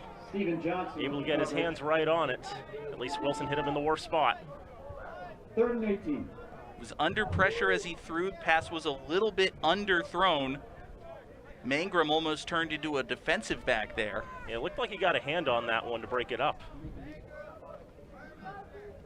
But yeah, it was basically a role reversal. So now it'll be 3rd down and 18. For Logan Wilson, the sophomore from Woober. Pumps under pressure, and this time he's dragged down from behind. 2nd sack of the drive. Credit for this one to James Bernardi. He had the roughing the passer penalty earlier. This time he gets a sack to snuff out the drive. See, the Falcons will just let this run down. Neither team really in any kind of a hurry to get a playoff before the end of the half. So we will go to the locker rooms. No, they signaled timeout. Fitchburg State called timeout with 1 second left. Because why not? Honestly, I would have done it. 1 second. You might as well, get another play. Okay. You know what? Run it down to 1 second. Minimize the risk. Get Westcon all discombobulated. They were halfway across the field going to the locker rooms. And, it doesn't really matter if it's 4th and orange or whatever. It's, it's the last play of the half with 1 second. Draw up a Hail Mary or a hook and ladder or something, right? And put it this way, it's like even if it's intercepted and brought back for a pick 6, I really don't care at this juncture. Yeah. It's like better to have tried than not to at all. Exactly. There's a certain freedom in being able to look at an 0-8 record and a 35-7 score and say, what are you going to do? Put more points up? So what? So this will be the final play of the first half. Wilson back to pass. Tries to set up the Hail Mary. Chucks it as far as he can. Field's over here, Logan. But pass goes well out of bounds. And it is ultimately full of sound and fury, signifying nothing as we go to the lockers with the score 35-7 in favor of Westcon. But hey, 35-7. There you go. Fitchburg has broken that long streak. They finally have a score to call their own. After 360 minutes and 1 second, they did get into the end zone. And 1 second. As we said, 2:40 on the clock too, which happened to signify the number of points they gave up in between, which is just crazy symbolism there. It's all poetry. It's like poetry. It rhymes. Or something like that. Yep. A great filmmaker once said that. Yep. This is the content you will get in a 35-7 game. Well, while we take a moment to compose ourselves, why don't we take the halftime break with the teams? We will be back for the second half of action here from Elliott Field. It's Fitchburg State University football on FATV. Back here at Elliott Field, 35-7 is the score in favor of Western Connecticut State University as they visit the Fitchburg State Falcons. But honestly, after 360 minutes and 1 second without any points at all, just having 7 feels a little better. You're still down by 28 to a team that's not that good. It feels bad, but it feels a little bit better that it's 35-7, right, Dan? Yeah, I mean, after going all that long, you knew it would feel so rewarding when you finally do get that touchdown to finally break up that very, very, very long stretch without a score. Fitchburg State finally back on the board here at Elliott Field for the first time in a couple of seasons. The Joe Haskins 3-yard touchdown run capping off a very successful drive toward the end of the second quarter. As we take a look at the halftime stats, Fitchburg State's passing offense has not been terribly effective. Haskins 4 out of 6 for 14 yards. Logan Wilson came in on the last drive. He went 0 of 2 and was sacked a couple of times. Running the ball, it's been hit and miss for the Falcons, I would say. TJ Wade is the leading carrier, 7 carries, 48 yards, including that big 24-yarder that set up the touchdown run.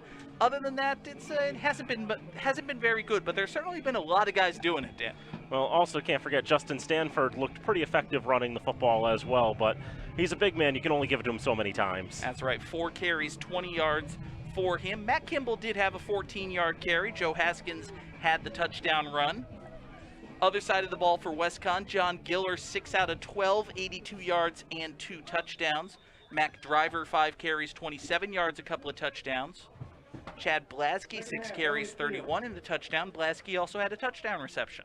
And Julian Ferguson, 3 catches for 60 yards and a touchdown as well. Very successful first half for Westcon, 35 on the board. 169 yards is all they needed for that, just because they had so much short field position. Fitchburg ended up with 71 yards of offense in the first half. Westcon's had the ball inside Fitchburg territory 5 times to start their drives, and all 5 times they've gotten into the end zone. They will kick off here to start the third quarter. It'll be interesting to see, Dan, whether Logan Wilson returns at quarterback for Fitchburg State. Yeah, we saw Wilson take that last drive for the Falcons. He's definitely more comfortable throwing the football, but he needs the time to be able to throw the football, which a question would be, how much time can this O-line give him? After all, they've gotten so desperate for numbers, they had to convert a tight end to the line. That's right. Jeremiah was a tight end. Now he's on the offensive line. That'd be the boy from Alaska, Jeremiah Watson. Big booming kickoff. Drops all the way back to the 13. This time Falcons will fake the pump and keep it themselves. Taking it out to the far side and finally brought down after a pretty solid return. It's Alfred Robinson who had the return there. You know, he's listed as a quarterback, so he has the ability to throw the football. Fredo Robinson also celebrating a birthday today. Happy birthday to Fredo. It's like, not often do you see a quarterback taking a kick return and then look to throw while the play's still going on. But, you know, he's got the capability of doing it, ultimately thinks better of it. But, you know, just that pump was enough to gain the time to open up some space. He's able to run it back to the 28-yard line. A fairly good return. It is Joe Haskins back in at quarterback for the Falcons. 1st and 10 on their own 28-yard line. Handoff goes to Justin Stanford straight up the middle, and this time he is driven backward. Westcon had enough men in the box that they were able to overpower the big guy and drop him back. Enough players working together to just overpower Stanford. Just can't find an opening to work with. Try to set him running straight through, but there was nowhere to go. Give him a yard. It'll be 2nd down and 9. Stanford remains in the game as the tailback. Might see how his pass blocking chops are. Nope, he gets the carry again. Breaks out of a tackle, spins forward. Justin Stanford's across the 35 to the 37-yard line. That's an 8-yard run, very close to another 1st down. That's what the Falcons were looking for on that last play. And Stanford doing well to break out of this tackle. See, one player's got him wrapped up, but he stays on his feet and keeps on rolling and makes sure to roll in that direction to gain more yardage. Well done there by the freshman from Warrenton, Georgia. And it was excellent blocking by Jeremiah Watson. You know, we mentioned him before in that right tackle position. He was the guy who was the lead blocker there. Now we get whistles and flags before the play. There was contact, so we don't know if this is going to be encroachment or a false start. Westfield State is saying it's against Fitchburg, but they're, you know, biased. Also, I said Westcon, and I said Westfield. I meant Westcon. Westcon will be assessed a 5-yard penalty. We'll see Westfield here next week. I know I was making those mistakes last night when we did Fitchburg High against Westfield High School. I think the swear jar ended up with 3 coins in it. That was an excellent game, by the way, last night, and you did a very good job running solo commentary, always a difficult task. Especially being 55 miles away from the field. 1st down handoff goes to Stanford. This time he is brought down at the line of scrimmage. Donovan LeBlanc was there. But yeah, couldn't have done the effort without the tremendous work that Travis Falk and Nate Glennie put in there to make that broadcast happen. And they're back here again today, helping to bring the action to you wherever you may be. Nate Glennie ran camera last night. He's directing today. Travis was doing everything in the studio, and he's doing everything in the truck today. Those two are indispensable to what we do here at FATV. Mac Kimball gets the pitch on 2nd down. He's across midfield. Actually, they're going to spot him down at right at the midfield stripe, but a still very, very solid run for Kimball. It's the 2nd time today, Dan, that they've done this toss sweep to Kimball coming in motion, and both times they've gotten pretty good results. And Kimball just running with confidence on the ball. This season, Kimball had 10 carries for 14 yards and a long 15, so basically 1 really good run and 9 mediocre ones. But today he's got 2 really good ones. Now 3rd down and 2, they go with the quick QB sneak.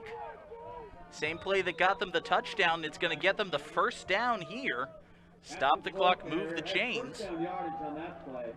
Fitchburg picks up a 1st down.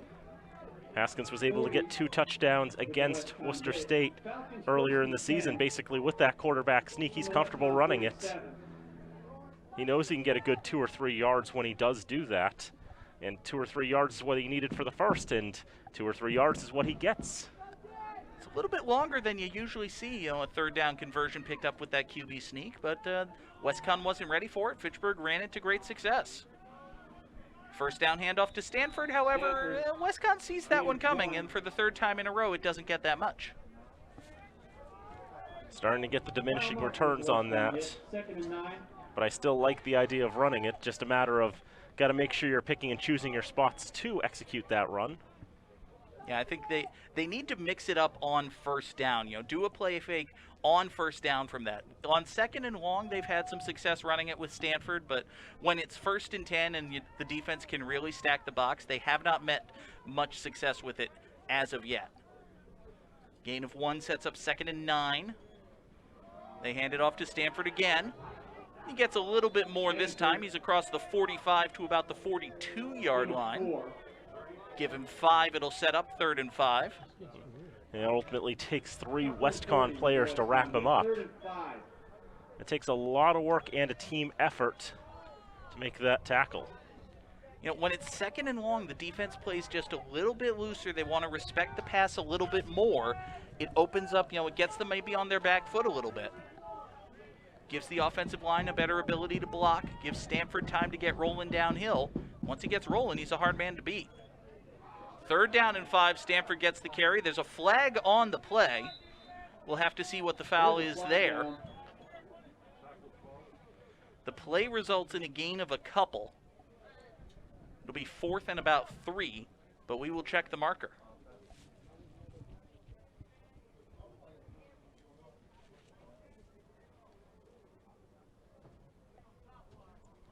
Chop block indicated against the Falcons. And Westcon will take the penalty. We'll see if we can spot it here. You do see a Westcon player go down. I think they might get 58 for Fitchburg. Thomas Janau. Or 68 in that. Be Jacob Lufkin. Could be, yeah. Yeah, it was Lufkin. I apologize. We'll see it again right here. After making all that progress, it will be 3rd down again, but now it's a mountain to climb. Yeah, Lufkin was lined up at the right guard that time, and he just dove down. Pretty easy call to make. Sets up 3rd and 15. Haskins play fake, wants to go long. It's a jump ball, tipped and incomplete. Well defended there. Was intended for Gabe Mangrum, but Steven Johnson was all over him. We've seen that Mangrum and Johnson matchup a number of times today. I don't think it's worked out in the Falcons' favor once. I think Mangrum does have, I believe, a reception on the day, but it wasn't something of that length. I believe Matt Kimball was also there trying to follow that up to see if he could pick up the tip in the air, but ultimately gathers it after it's hit the ground. So 4th down and 15, Fitchburg State will decide discretion is the better part of valor. Joe Haskins will kick this one away. This time a good snap, and he does get the kick away. End over end and flying out of bounds. It'll depend on the spot. Dan, you ever watch The Price is Right?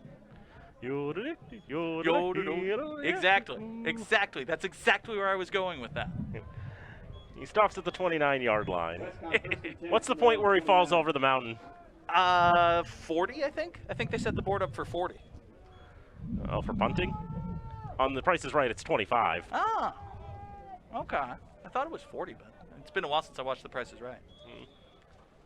It's the last one in the line is usually 40 bucks. 25, 35, 45, or 20, 30, 40. Do one of those options, you'll win. Handoff on 1st down, straight up the middle. Blasky, the ball carrier. Blasky picks up a few. Gain of almost 4 on the play. Logan Perez had the hit for Fitchburg. And as we get deeper into the 3rd quarter here, there's always the, you know, the little game that we see on the far sideline. How long are we going to let our starters go? I remember with Framingham, the answer was they're staying in all the way. And then they were punished for their trying to run it up late by committing 6 holding penalties in 8 plays. It was hilarious. 2nd down, Blasky the carry. Drags a man with him as he crosses the 35 and gets almost out to the 40-yard line. They will move the chains, give Westcon a 1st down. I believe all of Westcon's scoring drives have started from inside Fitchburg territory, and that was, I think, something we were harping on even back there during the Bridgewater game, I think. It was all but the last touchdown drive that Bridgewater got. Same thing, started inside Fitchburg territory. I don't remember a time, Dan, that Westcon's had the ball today this deep in their own territory, even like right from the jump. You know, maybe the first possession. But other than that, it's been all on the Fitchburg side of the field. And that first possession was the only one in which Fitchburg was able to force Westcon to punt. Giller to throw on 1st down, wide open over the middle, busted coverage deep into the secondary, down the sideline and going in untouched. Touchdown, Westcon. Walter Crane's going to have his first touchdown of the season just like that. Nice and simple pitch and catch touchdown. Giller's got all day to throw. Crane is wide open. A blown coverage in the defensive backfield. Nobody touches the quarterback. Nobody touches the receiver. There might as well just be 2 guys on the field. It's that easy.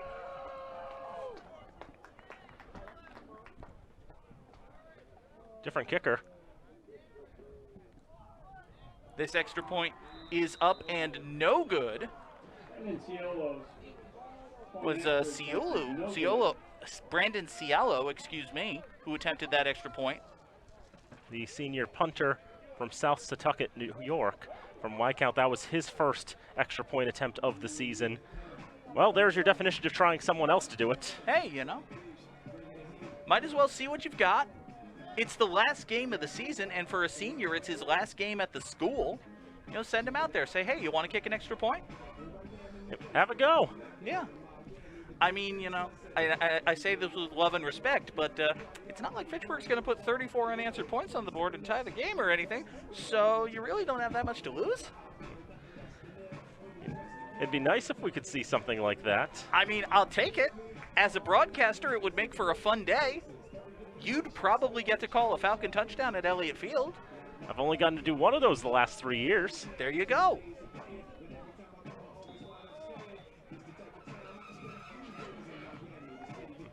I can tell you that Framingham is now leading 21-7, and Plymouth 27-7. They lead over Maritime. Still 14-6 between Worcester and Westfield.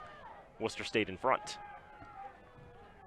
Kickoff return out across the 25 and down at about the 27-yard line. Maybe a couple extra yards on the maul. It was Ben Palazet who made the return for the Falcons. Fitchburg State's offense will come back out on the field.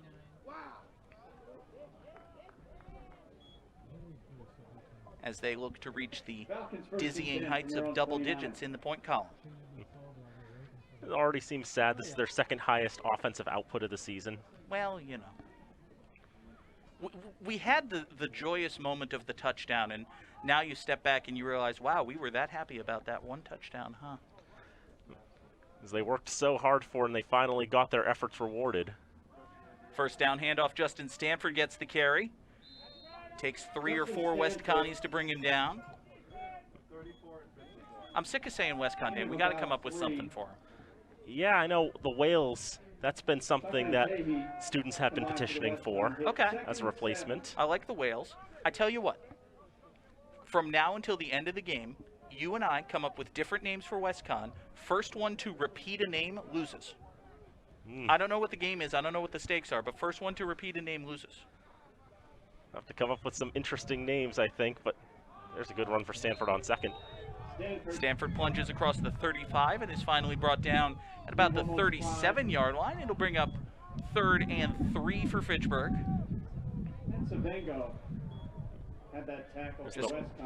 As you've been mentioning before, on second down, they do play a little looser, and Stanford's found more success running the ball on second down than he has on first. 3rd and 2, very manageable for the Falcons. Stanford stays in as the tailback.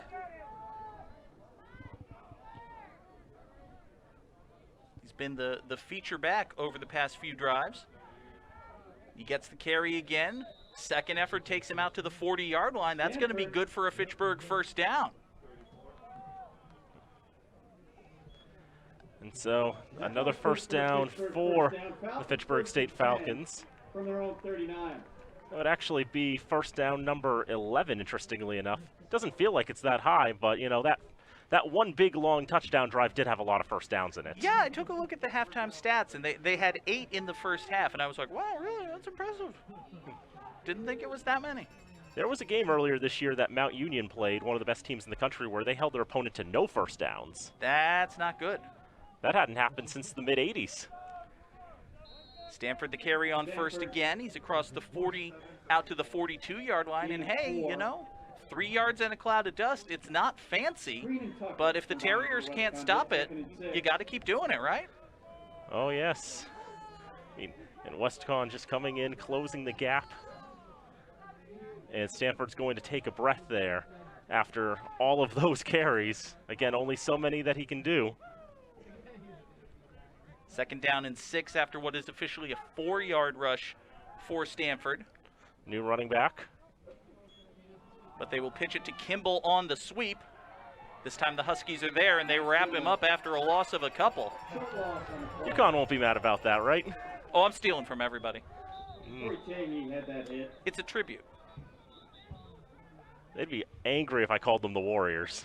Yeah, it's probably not a good idea. The reason they'd be angry is because that's EastCon's mascot. Yeah.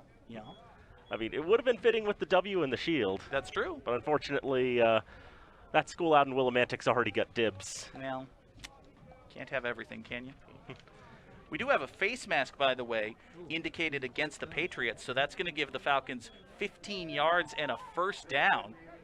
Get them into Bear territory. I was going to use the Bears next, but that would have been the low-hanging fruit because we've mentioned the blue and orange. Well, you know. Man, folks who are tuning in for the first time are going to be so confused.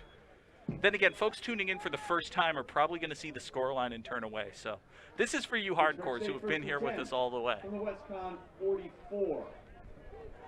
1st and 10 Falcons now. They're at the Titan 44. Haskins, the quarterback, hands off to Stanford, who's back in the game. And he is wrapped up and driven back immediately. Tucker with the Westcon. Just great defense there by the Guardians, just closing up the gaps and not letting Stanford have anything on first down, but that's been right to their core thus far. Yeah, it feels very reductive to say, hey, maybe don't do that play on first down, do it on another down, but at least on this drive, it's been evident. 1st and 10, the Red Sox are able to get up 8, 9, 10 men in the box. They're able to swallow Stanford up. Now 2nd and 10, they theoretically at least have to respect the passing game a little bit more. And they hand it to Stanford, and, well, okay, this time he doesn't really get much. Short gain. So many times they've let Stanford get a bunch of yards on 2nd down, but the White Sox having nothing to do with it that time. Oh, I just said Red Sox. That's cheating. Well, most of them are wearing White Sox. Okay, that's fair. So, no fear in any of these players. Everybody wearing white pants today. It'll be 3rd down and 9, Fitchburg State. They're at the Royals 43. They need to get to the Flying Monkeys 34 for a first down. Straight dart by Haskins, passes to the near side, incomplete. Just out of the reach of Jordan Dickerson. Was going to be short of the sticks, but he had plenty of yardage in front of him. If the pass was delivered a little more accurately, this could have been a first down. Nothing with the opposition defense, just Dickerson open there and just didn't have the chance to pull that one in. Just couldn't get his hands on it cleanly enough. So the Falcons will have to punt back to the Vikings. Well, you say that. It's 4th and 9. I mean, it is prime fake punt territory. You are in Saints territory. You never know. Just saying. Haskins rolls to his right. He's going to throw. Pass to the near side is complete. That's good for a Fitchburg first down. 2nd catch of the season for Sebastian Burmester. His first catch came 2 weeks ago on a fake punt, a shovel pass from TJ Farr, and this time the Falcons execute the fake punt to perfection and keep the drive going. It felt like the right time, didn't it? 4th and 9 is gettable.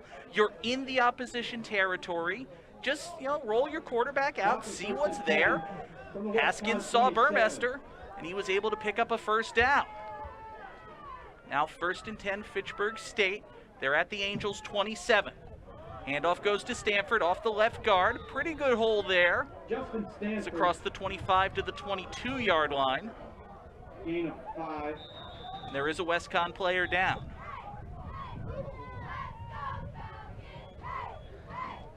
Brian Tucker is the party that's slow to get up here.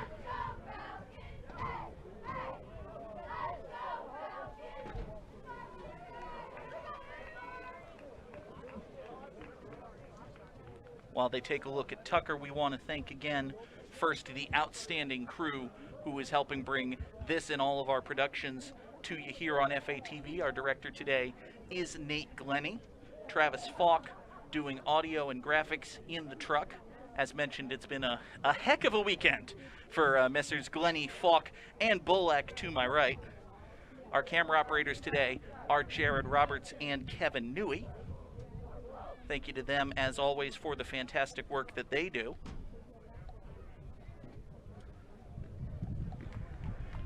And we also want to thank, of course, the companies that underwrite our remote productions. FATV's remote productions are underwritten by Workers Credit Union, Rollstone Bank and Trust, UMass Memorial Health, Health Alliance, Clinton Hospital, North End Subaru, Unitil, Minuteman Press, and the Sentinel and Enterprise. Did see Tucker get up and off the field under his own power, so that's good. Keep an eye on him, hope he's doing all right. But it'll be 2nd down and 5 now for Fitchburg. They're at the Bernardians 22.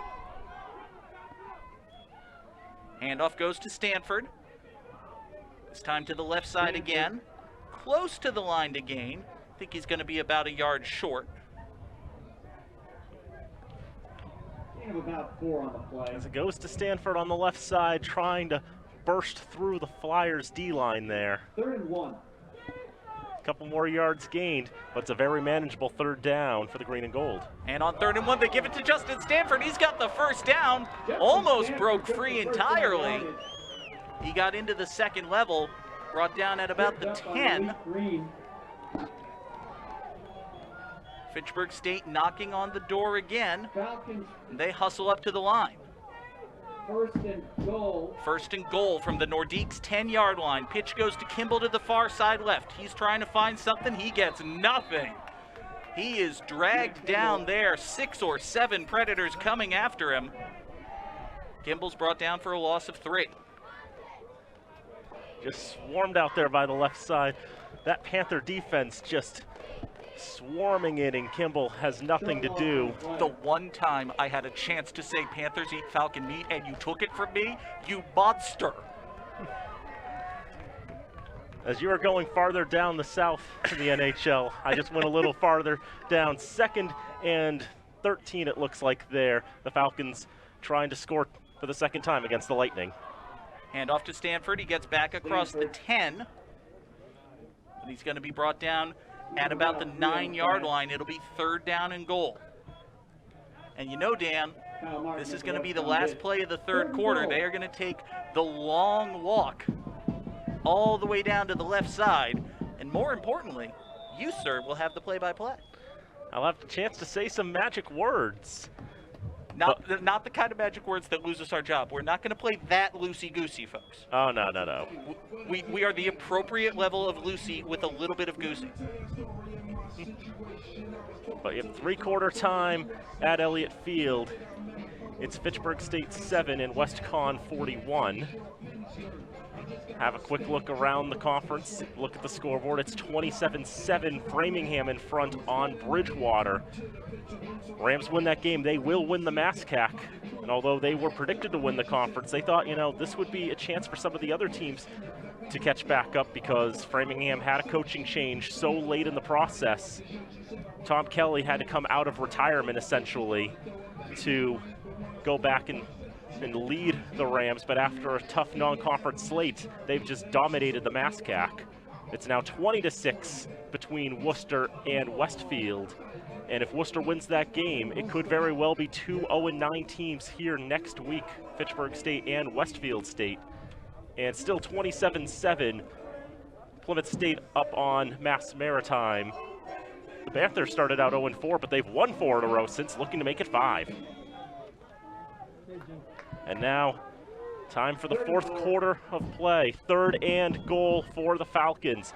As it's Haskins rolling out right side with some time. He throws it to the end zone! Touchdown, Falcons!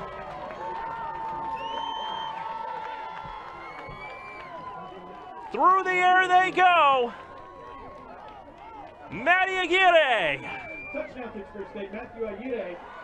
With that reception from The Joe first Haskins. passing touchdown of the season for the Falcons. And Aguirre, he's got his first touchdown of his collegiate career, and that's how it happens. one of the last throws as a Falcon for Joe Haskins. One of his last games here at Elliott Field, finally picks up his first passing touchdown of the season. Was rolling out to his right. Oh, trouble on the extra point here. Yep, Kimball will have to improvise, and there's no chance to improvise there. And so we'll stay 41-13. The Bulldogs stay out in front with 14:50 to go. Figures the Monty Tech alum would go for that one. Had to get there eventually. Yeah, well, you took Panthers from me. I will never let that one go. But hey, it was a really well drawn up play. They rolled Kimball out to the right. He was able to improvise, able to stay on his feet and just wait. He had enough blocking. There wasn't much rush from the Falcons. He was able to find Matty Aguirre in the end zone and pick up his second the Falcons' second touchdown of the day. Haskins, his first passing touchdown of the season. And now, because I've had this in my stat sheet for so long, I've got to use it, is, back when he was at North Middlesex, there was a game in 2016 that Joe Haskins played against Fitchburg High School, November the 4th, in which Haskins went 7 of 12 through the air for 69 yards and a touchdown. He ran the ball 13 times for 80 yards and a touchdown, and he had a 32-yard touchdown catch. It's a pretty good day. It was. That's somewhere in our archives under the season that should not be replayed because the Red Raiders were not very good. I think that was a one-win season for them. Well, somewhere out there, there are historians, there are people who have just moved to Fitchburg and want to get a sense for the deep history of the Red Raider football team. There are masochists who are being tortured with bad football games. There are plenty of reasons to go to fatv.org and find the video on demand services, and we are willing to serve all of your needs. Well, most of you. So let's see what Kimball does on this one. Just gonna go for the boots. He pulled in by the White Tigers inside the 10-yard line, and look at that, blasting up the middle. Lost the football for a moment, but he was perfectly fine there. No issues whatsoever. With a nice kickoff return for Westcon. Really haven't seen much of the kicking returning game for the Astros today, but they've done a pretty good job of it here. Just great blocking and wonderful wedge formed. And it is a good return there by Jacob Tejada, the sophomore from Valley Stream, New York. Where is Valley Stream, New York? Nassau County, says Dr. Robert Hines. He would know. That's his old backyard. So 1st and 10 for the Rockies now. 60 yards from goal, and they took too long. 65 yards from goal.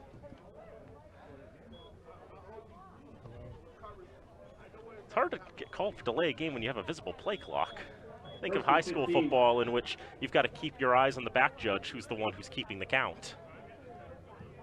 Particularly after a kickoff when you'd think the offense would be, all revved up, ready to go. But hey, maybe the Mariners don't preach don't preach discipline as much as we would think.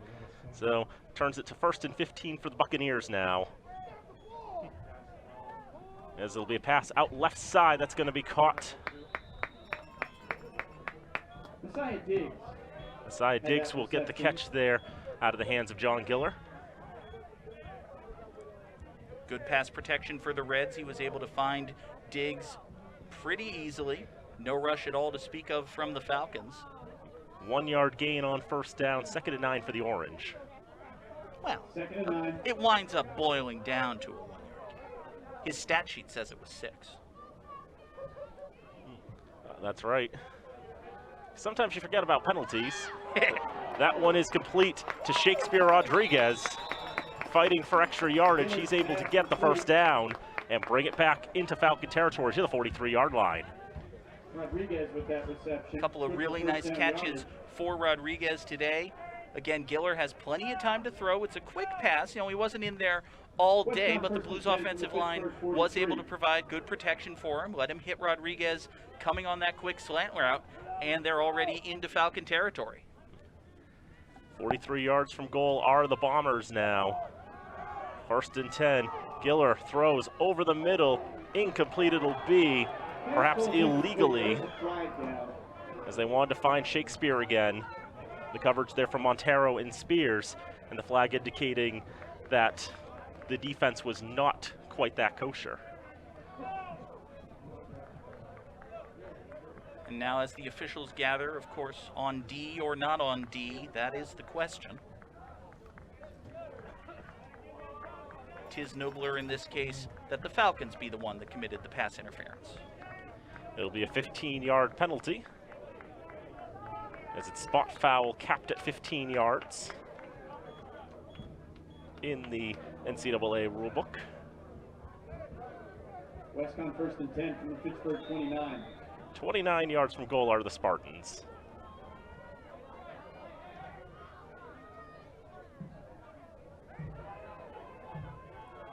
Giller remaining the quarterback. And he's going to keep it. He did keep it himself, had a double take for a moment. I look at him rolling out to the left. I see nobody's going after him. I look back at Blasky, and no, got to go back. No, I had it right the first time. Yeah, you had it right the first time. For a second there, it almost looked like Giller even forgot that he had the ball. Like he was looking around. He almost expected there to be some blockers in front of him. It was a very well-executed play fake. He's got one guy, but you see right there, I don't know if he's still selling the deke, trying to fool the man in front of him that he doesn't have the ball, but there was no sale. No sale there at all. Giller, good deception there. Finds the receiver on the right side, shakes off a tackle. There is a flag out there as well. The completion made to David Ross. David Ross with the reception. Didn't know the Cubs were playing this game. Beat me to it.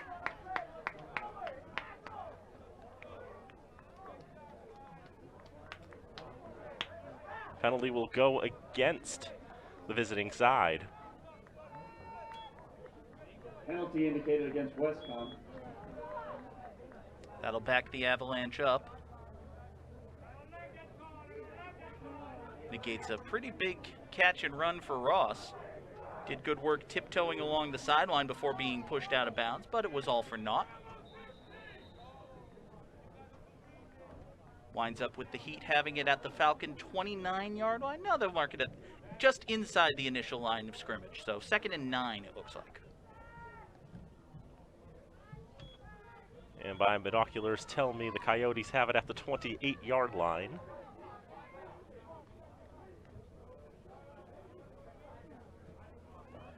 Penalty could have been a whole lot worse, because I think they'll give him some of those yards before marking off the penalty. They assess it from the spot of the foul. Of course, if he'd already gained the first down with the enforcement, then I think the officials and the chain gang are on different pages. They had ticked it up to first down, but now they go back to second. And, you know, in a 41-13 game where the Bruins are already so far ahead, this is, you know, critical stuff. You have to get it right.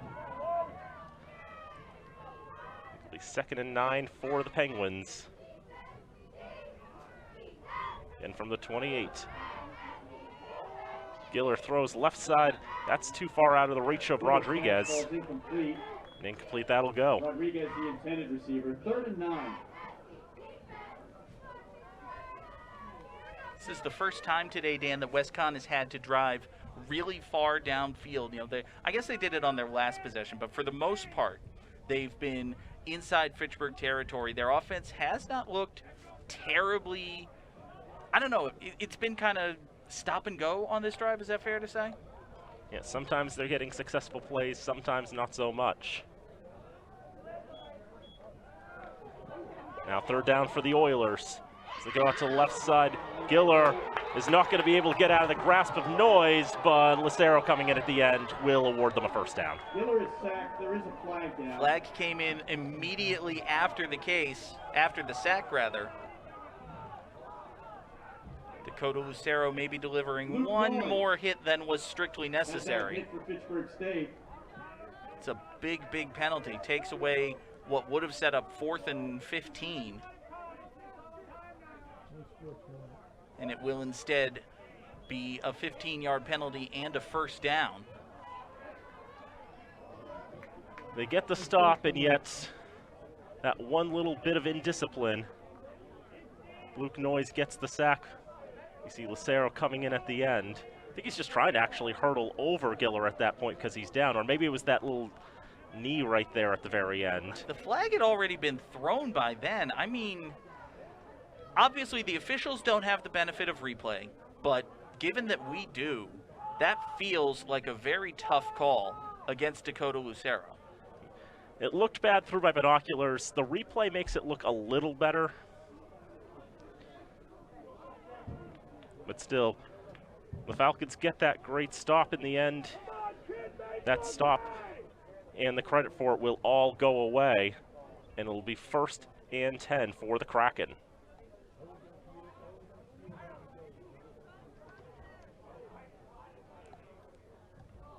These past few minutes or so, the officials in chain gang have really not been on the same page.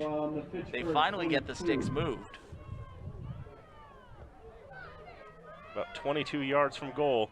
Giller flips it out left side. That's a lineman on a backwards pass, and that is complete.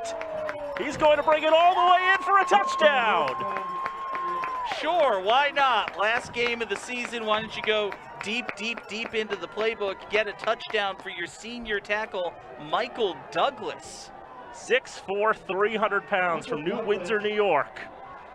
He majors in justice and law administration, and he delivers his verdict.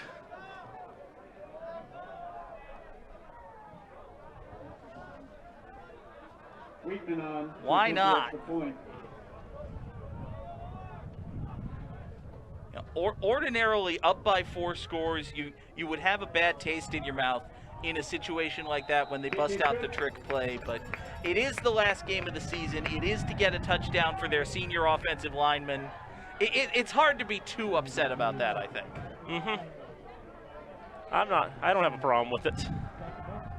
So it's a very well-designed play. I mean, that's something that they've probably had in their playbook for a while now. There are these esoteric plays that you don't really expect to see thrown out there at times. I mean, we've seen that a little bit, last night, today. One of those, they had that in their playbook? Hey, football coaches are creative beasts,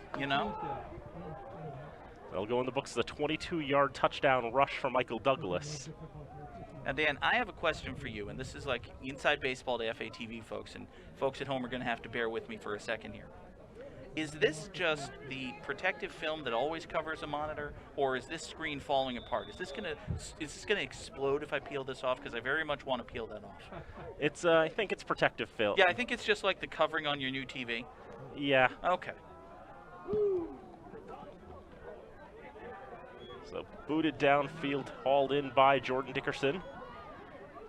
Tries to change directions. He's looking for the gaps to open. They will not open. And 6-7 Flames coming in there to blow it all up. I gotta say, this is very satisfying. Can I do the whole thing in one fell swoop? He's gonna have a go. And he got it. Ha-ha! Brilliant. And now I have a souvenir. A keepsake. A very noisy souvenir that I should not hold near the live microphone, but, it will live right there. So from about the 23-yard line, the Falcons will take over. Trailing 48-13. Stanford is in the backfield. But it's going to be Aguirre who's going to make his way out to the far side, but then eventually swallowed and wrapped up. You figured, Dan, that at some point the Minutemen would be onto that, first down handoff to Sanford straight up the middle. So this time they fake the pitch, they hand it off to Aguirre. Just mix up the play calling a little bit, because if you don't do that, it becomes kind of a tell, right? If you've got Stanford on the field, it's going to be a handoff to him up the middle, because, he only knows 2 or 3 plays. They've got to mix up the play calling, so it's a good job there. And so on second down, Stanford churning his feet, using the O-line to help protect and get him some yardage. A good chunk of yards there. It's going to be enough for a first. And Stanford has wound up having himself a pretty successful day, especially here in the second half. This is a weapon that the Falcons, they want to develop and they want to use going forward. You know, something that they can bust out, especially late in games when the opposition has been, you know, broken down a little bit. Stanford's only a freshman, so, you know, if he shows the ability to hang on to the ball, we could see more of this. And so now, trying something a little different with the motion in the backfield, Ben Palizet gets wrapped up there for no gain, as it turns out. 21 carries for 76 yards today for Justin Stanford. They go back to the option this time, and Haskins, like, he really doesn't have any good choices there. If he keeps it himself, Ben Savengo's going to blow him up, and if he pitches it out to Palizet, Ben Savengo's going to blow Palizet up. Was just really, really well defended there by the Brewers. Senior from Meriden, Connecticut, playing some strong defense there. It'll be pitch out to the right side. Palizet trying to get to the far side flank. He'll be wrapped up by the Minotaurs. Will be a gain of a couple. Did you know there is actually a college that has the mascot Brewers? And what college would that be? That would be Vassar. I see. Out in New York State. Feels like one of those nicknames that you wouldn't have expected a college to actually have. Yeah, you know, especially given that it may be illegal for some college students to consume a brewer's products. Indeed, but it does in fact exist. Well, the more you know. Third down, about 7 to go for the Falcons. Haskins, time to pass, complete to Kimball. Kimball shakes off a tackle, has to dodge out of everyone, including the umpire. I think he's going to have enough for the first down. He will, in fact, have enough for the first down. Was very close there, and you had it right on the money, Dan. It looked for a second like Kimball was going to be blown up as soon as he made this catch. Take a look at it again. There's a Cardinal defender right in front of him, but he's able to duck out of him, get across the 40-yard line, and you can see right there, beautiful camera work. You see the sticks, he got across it. That's a first down. They're inching ever closer to Firebird territory. So we're at 8:15 to go in the fourth quarter of this game. 48-13, Westcon in front. As it's going to be Kimball taking on the left side. Kimball's got some space to run. He is past midfield, and he'll make his way to about the 47-yard line. You mentioned, Dan, that Matt Kimball has played a hand in the offense many different ways. They've gotten him the ball many different ways. The last play, it was him lined up as a slot receiver making the catch. We've seen him take the pitch a number of times. This time he takes the handoff, and he gets across midfield into Cardinals territory. That's Cardinals twice. No, it's not. I said Cardinal and then Cardinals. Stanford Cardinal, Arizona Cardinals. I led you into that. Checkmate. I did. I got you. Yeah, the replay. Yep. The folks in the truck back at the command center say that I am in the wrong for the challenge. Haskins keeps the football there. They thought for sure Stanford was going to have that. Instead, Haskins is going to have about a 15-yard gain. That almost justifies this entire silly game we've been playing for the last quarter.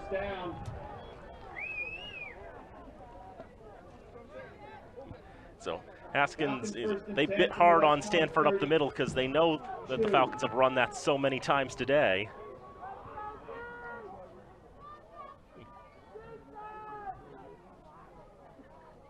We mentioned the need to mix up the play calling. There it is. Now Haskins just going to roll with it all the way. There is a penalty flag here, which will probably break up a lot of the gain here by Haskins. It's a flag down, and Matt Kimball is also slow to get up. See him gesturing to the sideline.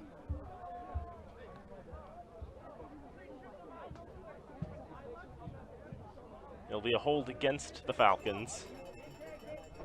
So of course a bunch of that's not going to count, possibly all of it. Possibly. Flag came out pretty early. We'll take a look at it again, see if we can spot it here. Right there, I think they've got a pretty obvious hold on 68, just with the left hand grabbing. Then down goes Kimball right there. But I think ultimately the penalty is against Jacob Lufkin. Ball will be spotted on the Seahawk 41-yard line. First and 20. As Aguirre goes in motion, Haskins quickly rolls out. Stanford's going to have his first collegiate catch. Justin Stanford. He's been having a lot of fun today, I think. Hey, I mentioned the need to mix up the play calling when Stanford's in the game. I think Scottsboro heard me. First they do the quarterback run out of it. Now they line him up as the fullback. Just hit him in the flat.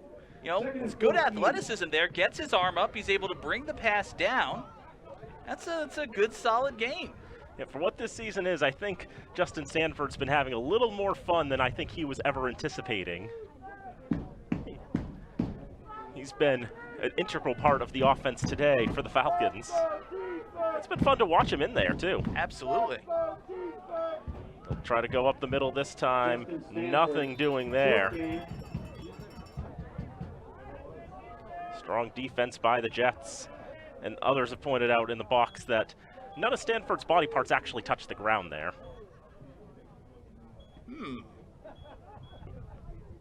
Well, his forward momentum was very much stopped, I think. Yeah. I mean, yeah, he lands right on the man, but his elbow's down. His elbow's down at that point, and really, it's not like he's going to be able to get up. And if someone has dragged you down, is holding you on top of them, and that man's friend is pushing you down, I would say your forward progress is stopped. It's fair enough. And so Haskins throws, and right in the hands, and Mangram's angry with himself. Mangrum, the intended receiver, 4th down. A couple of times the Falcons have had a hard time getting to those passes. This was a very catchable ball by Mangrum. Well designed, quick pass to the near side. It's a little bit wobbly, but really that pass is on the money. A ball that Mangrum thinks he should have caught, and quite frankly, I agree with him. You can see he was frustrated with himself there. But now Fitchburg will go for it. 4th and 12 on the Dodgers 32. Why not? It's worth having a go there. It's the rollout to the right side, and Haskins just isn't going to have the space to work with. He cuts his losses, and the Thunderbirds will have the football with 4:25 to go in the contest. Absolutely nothing downfield. Fantastic blanketing coverage by the Bills. And they were able to snuff out all of the options. Haskins didn't even feel it was worth trying to force something in there. Just took off with it himself, couldn't get anything that way. Fitchburg State turns it over on downs. Now Westcon has a chance to run out the rest of this clock. We're going to see how they're going to operate here. They do have a new quarterback into the contest. First one incomplete. As the pass there from Al Dockery, unable to find his target. Was looking for Mike Rollo. After the pass went through his hands, Devin Current delivered a shot. Could hear the Westcon fans a little bit surprised that Current wasn't flagged for that. Definitely one of those challenges on the whole timing thing, but it will be 2nd down and 10 to go. Run up on the far side. And for the team clad in blue and orange today, they have only had a few different ball carriers. This is Joshua Alvarez, senior from New York City. 7 on the play. Winningham had the hit for Fitchburg. 3rd and 3. Dockery comes to us from Wappingers Falls, New York, which, you know, inspires an obvious question. I believe that's just north of New York City, and I think I vaguely remember that because Fitchburg State had a ice hockey player in Ryan Connolly who was from Wappingers Falls. Small world. 3:35 to go. And it's a run up the middle.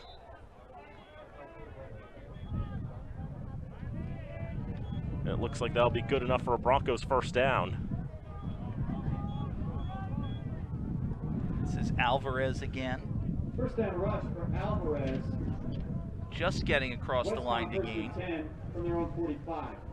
I suspect we're going to see a very conservative offense here from the Green Wave as they just try to see this one home. Abington had a huge win last night. They're the team I think of first when I hear that mascot, the Green Wave. He fakes the throw as Alvarez goes up the middle. He gets himself a healthy number of yards. He's going to be down at the Falcon 40-yard line. Gains 15. go a little bit deeper into the depth chart do the Tigers, but no less effective.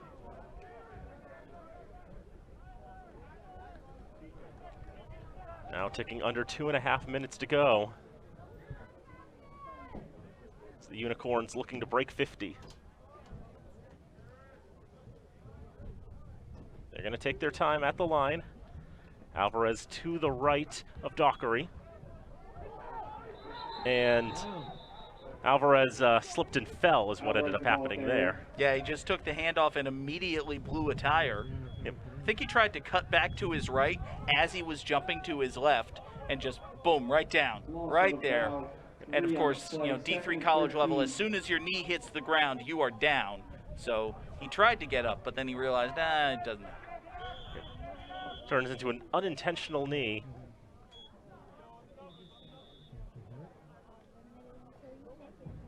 And I believe we have a timeout call. Nope, they're signaling something. It was an injury timeout. Ah. Yeah.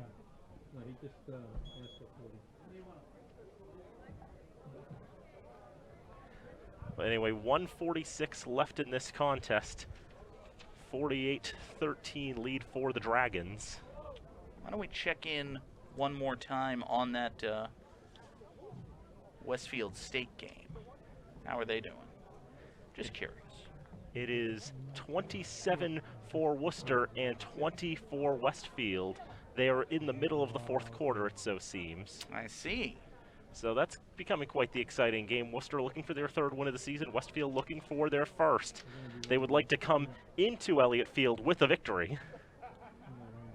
Still 27-7 between Plymouth State and Mass Maritime.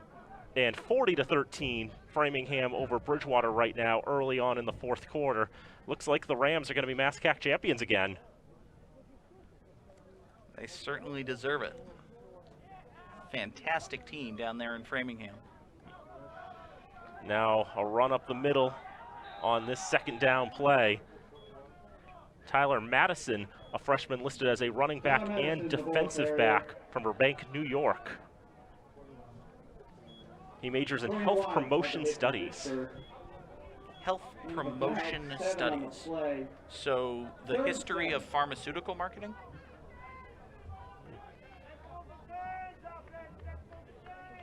Very, very interesting one. Well, you know. We go under a minute to go in this contest. This could very well be the last play of the game, depending on how the clock winds down. See what the Gales can do. You started saying Wales, didn't you? I wanted to say Gales the whole time. I was thinking of Clinton High School. But Wales is the one they should go with. It sounds good. yeah. It evokes memory of a certain defunct hockey team. Mm-hmm.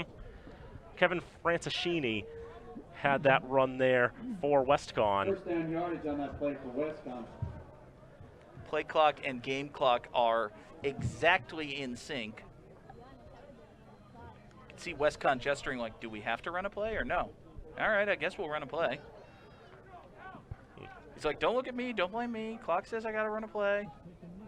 Francischini will have the last play of the game. He swallowed up for a loss of a couple of yards. That brings an end to this one. Westcon will take the victory, 48-13. That's a final here at Elliott Field. In some ways, a game where you feel good about it as a Fitchburg fan. You finally get off the schneid. 360 minutes and 1 second of scoreless football go by the wayside. You're able to get into the end zone twice, but also at the same time, you hosted a team that was 4-5, and they blew the doors off of you here at Elliott Field.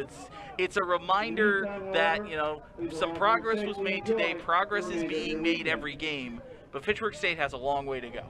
Yes, and as we said, Westcon has been so inconsistent this season, but today we saw a good Westcon, if you will. The best version of themselves. They will finish the season at 500, 5-5 overall, 4-4 in conference play. And they will sit back and reflect on this season, think of the positives, think of the negatives. For Fitchburg, they still have one more game next week. But before we do, I do want to go over the final numbers. 321 yards of offense for Westcon. The 48 points is a season high given up by the Falcon defense. But, hey, it's not 50. It's not 50, and honestly, when Westcon has 5 drives, like their first 5 drives of the game pretty much, that start inside your own territory, and they're going to get touchdowns there. They had a drive that started at the 10-yard line that got them a touchdown. It's been a very tough season for the Falcon defense. They've been put in some very difficult situations, and today they were put in some very difficult situations again, and Westcon was able to take full advantage of the opportunities that Fitchburg gave them. Going over the individual stats now, John Giller, 10 of 17, 177 yards, 3 touchdowns. Chad Blasky, the leader for Westcon, on the ground, 8 carries for 41 yards and a touchdown. Mac Driver, 5 for 27 and 2 touchdowns. Michael Douglas, the lineman, getting that backwards pass for 22 yards and a touchdown as well. And through the air, 3 different players for Westcon pulling in touchdowns. Walter Crane, his only catch was 61 yards, the big play of the day. Ends up leading the Westcon receiving corps. Julian Ferguson, 3 for 60 and a touchdown. Chaz Blasky, in addition to his running, had that 17-yard catch on that wheel route. And now for Fitchburg, Joe Haskins, 8 of 13 for 52 yards and a touchdown. Justin Stanford, 22 carries for 78 yards. He had the most yards of anybody today, a long of 9. TJ Wade, 7 for 48. His 24-yard run helped set up that first touchdown. And if I can just interject real quick, Dan, I think the emergence today of Justin Stanford as more than just a gimmick in the backfield, right? Obviously, you look at it, he's a big guy, big freshman, wears number 98. It's like, okay, this is funny. You're going to do this once or twice. You're going to get 4 or 5 yards, and that's it. No, this is a legitimate running back that the Falcons have found themselves in. The freshman Stanford, he was able to plow through the line. He was able to get consistent, good yardage. It wasn't perfect. There were more than a few times where it was a handoff for 1 or 2, but there were times, he's wrapped up. He holds on to the ball. He's not, at least in this game, doesn't put it on the ground. That's, job 1 of a running back. I think the Falcons really do have something here. And when you're at this stage, when you're 0-9 after a lost season, essentially, we were talking about it at halftime, in many ways, this is like a brand new expansion team. You're just trying to find anything that you can cling to and build around.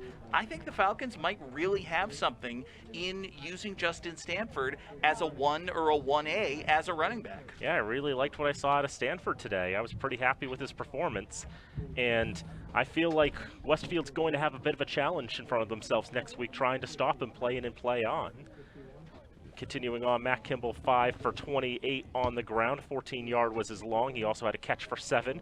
Sebastian Burmester actually ended up being the leading receiver for the Falcons. That 16-yard completion on the fake punt. Gabe Mangrum had a catch for 10.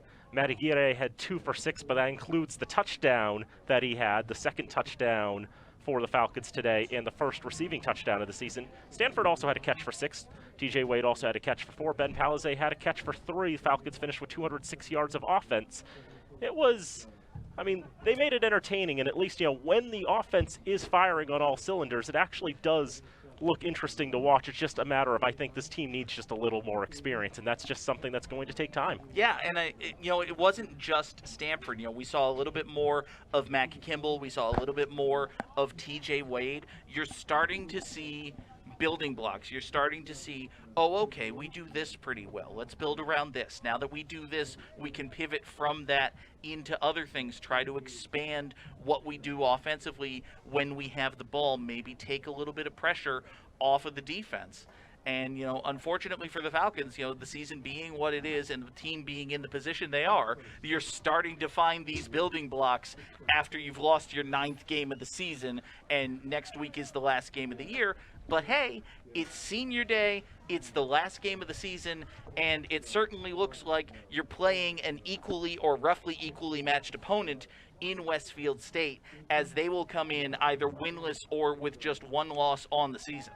With 1 win on the year, and Westfield State has since tied. It's now 27-27. They're midway through the 4th quarter. I honestly would recommend you go to masscac.tv and watch the end of that game, because I think that's going to be exciting. if you're watching at home. If you're watching on fatv.org or on the Falcon Sports Network, we thank you for tuning in. We absolutely thank you for tuning in. We want to thank one more time our crew. Our director today is Nate Glennie, Travis Falk running the audio, graphics, replay, technical supervision of everything in the truck, and of course our fantastic camera operators, Jared Roberts and Kevin Newey. We will also thank again our underwriters. FATV's remote productions are underwritten by Workers Credit Union, Rollstone Bank and Trust, UMass Memorial Health, Health Alliance, Clinton Hospital, North End Subaru, Unitil, Minuteman Press, and the Sentinel and Enterprise. And we also want to send thanks to Fitchburg State University. We were back in the press box today at Elliott Field, made it a little more cramped, but hey, it's cold outside. We didn't want to be out in the cold. So thank you to everybody here at Fitchburg State for making it possible. Dan, your final thoughts before we say goodbye. It'll be an interesting game next week. As we mentioned, one more game for the Falcons. They take on the Westfield State Owls. It'll be a noontime kickoff for Senior Day. We'll be on the air just a little earlier for all the festivities.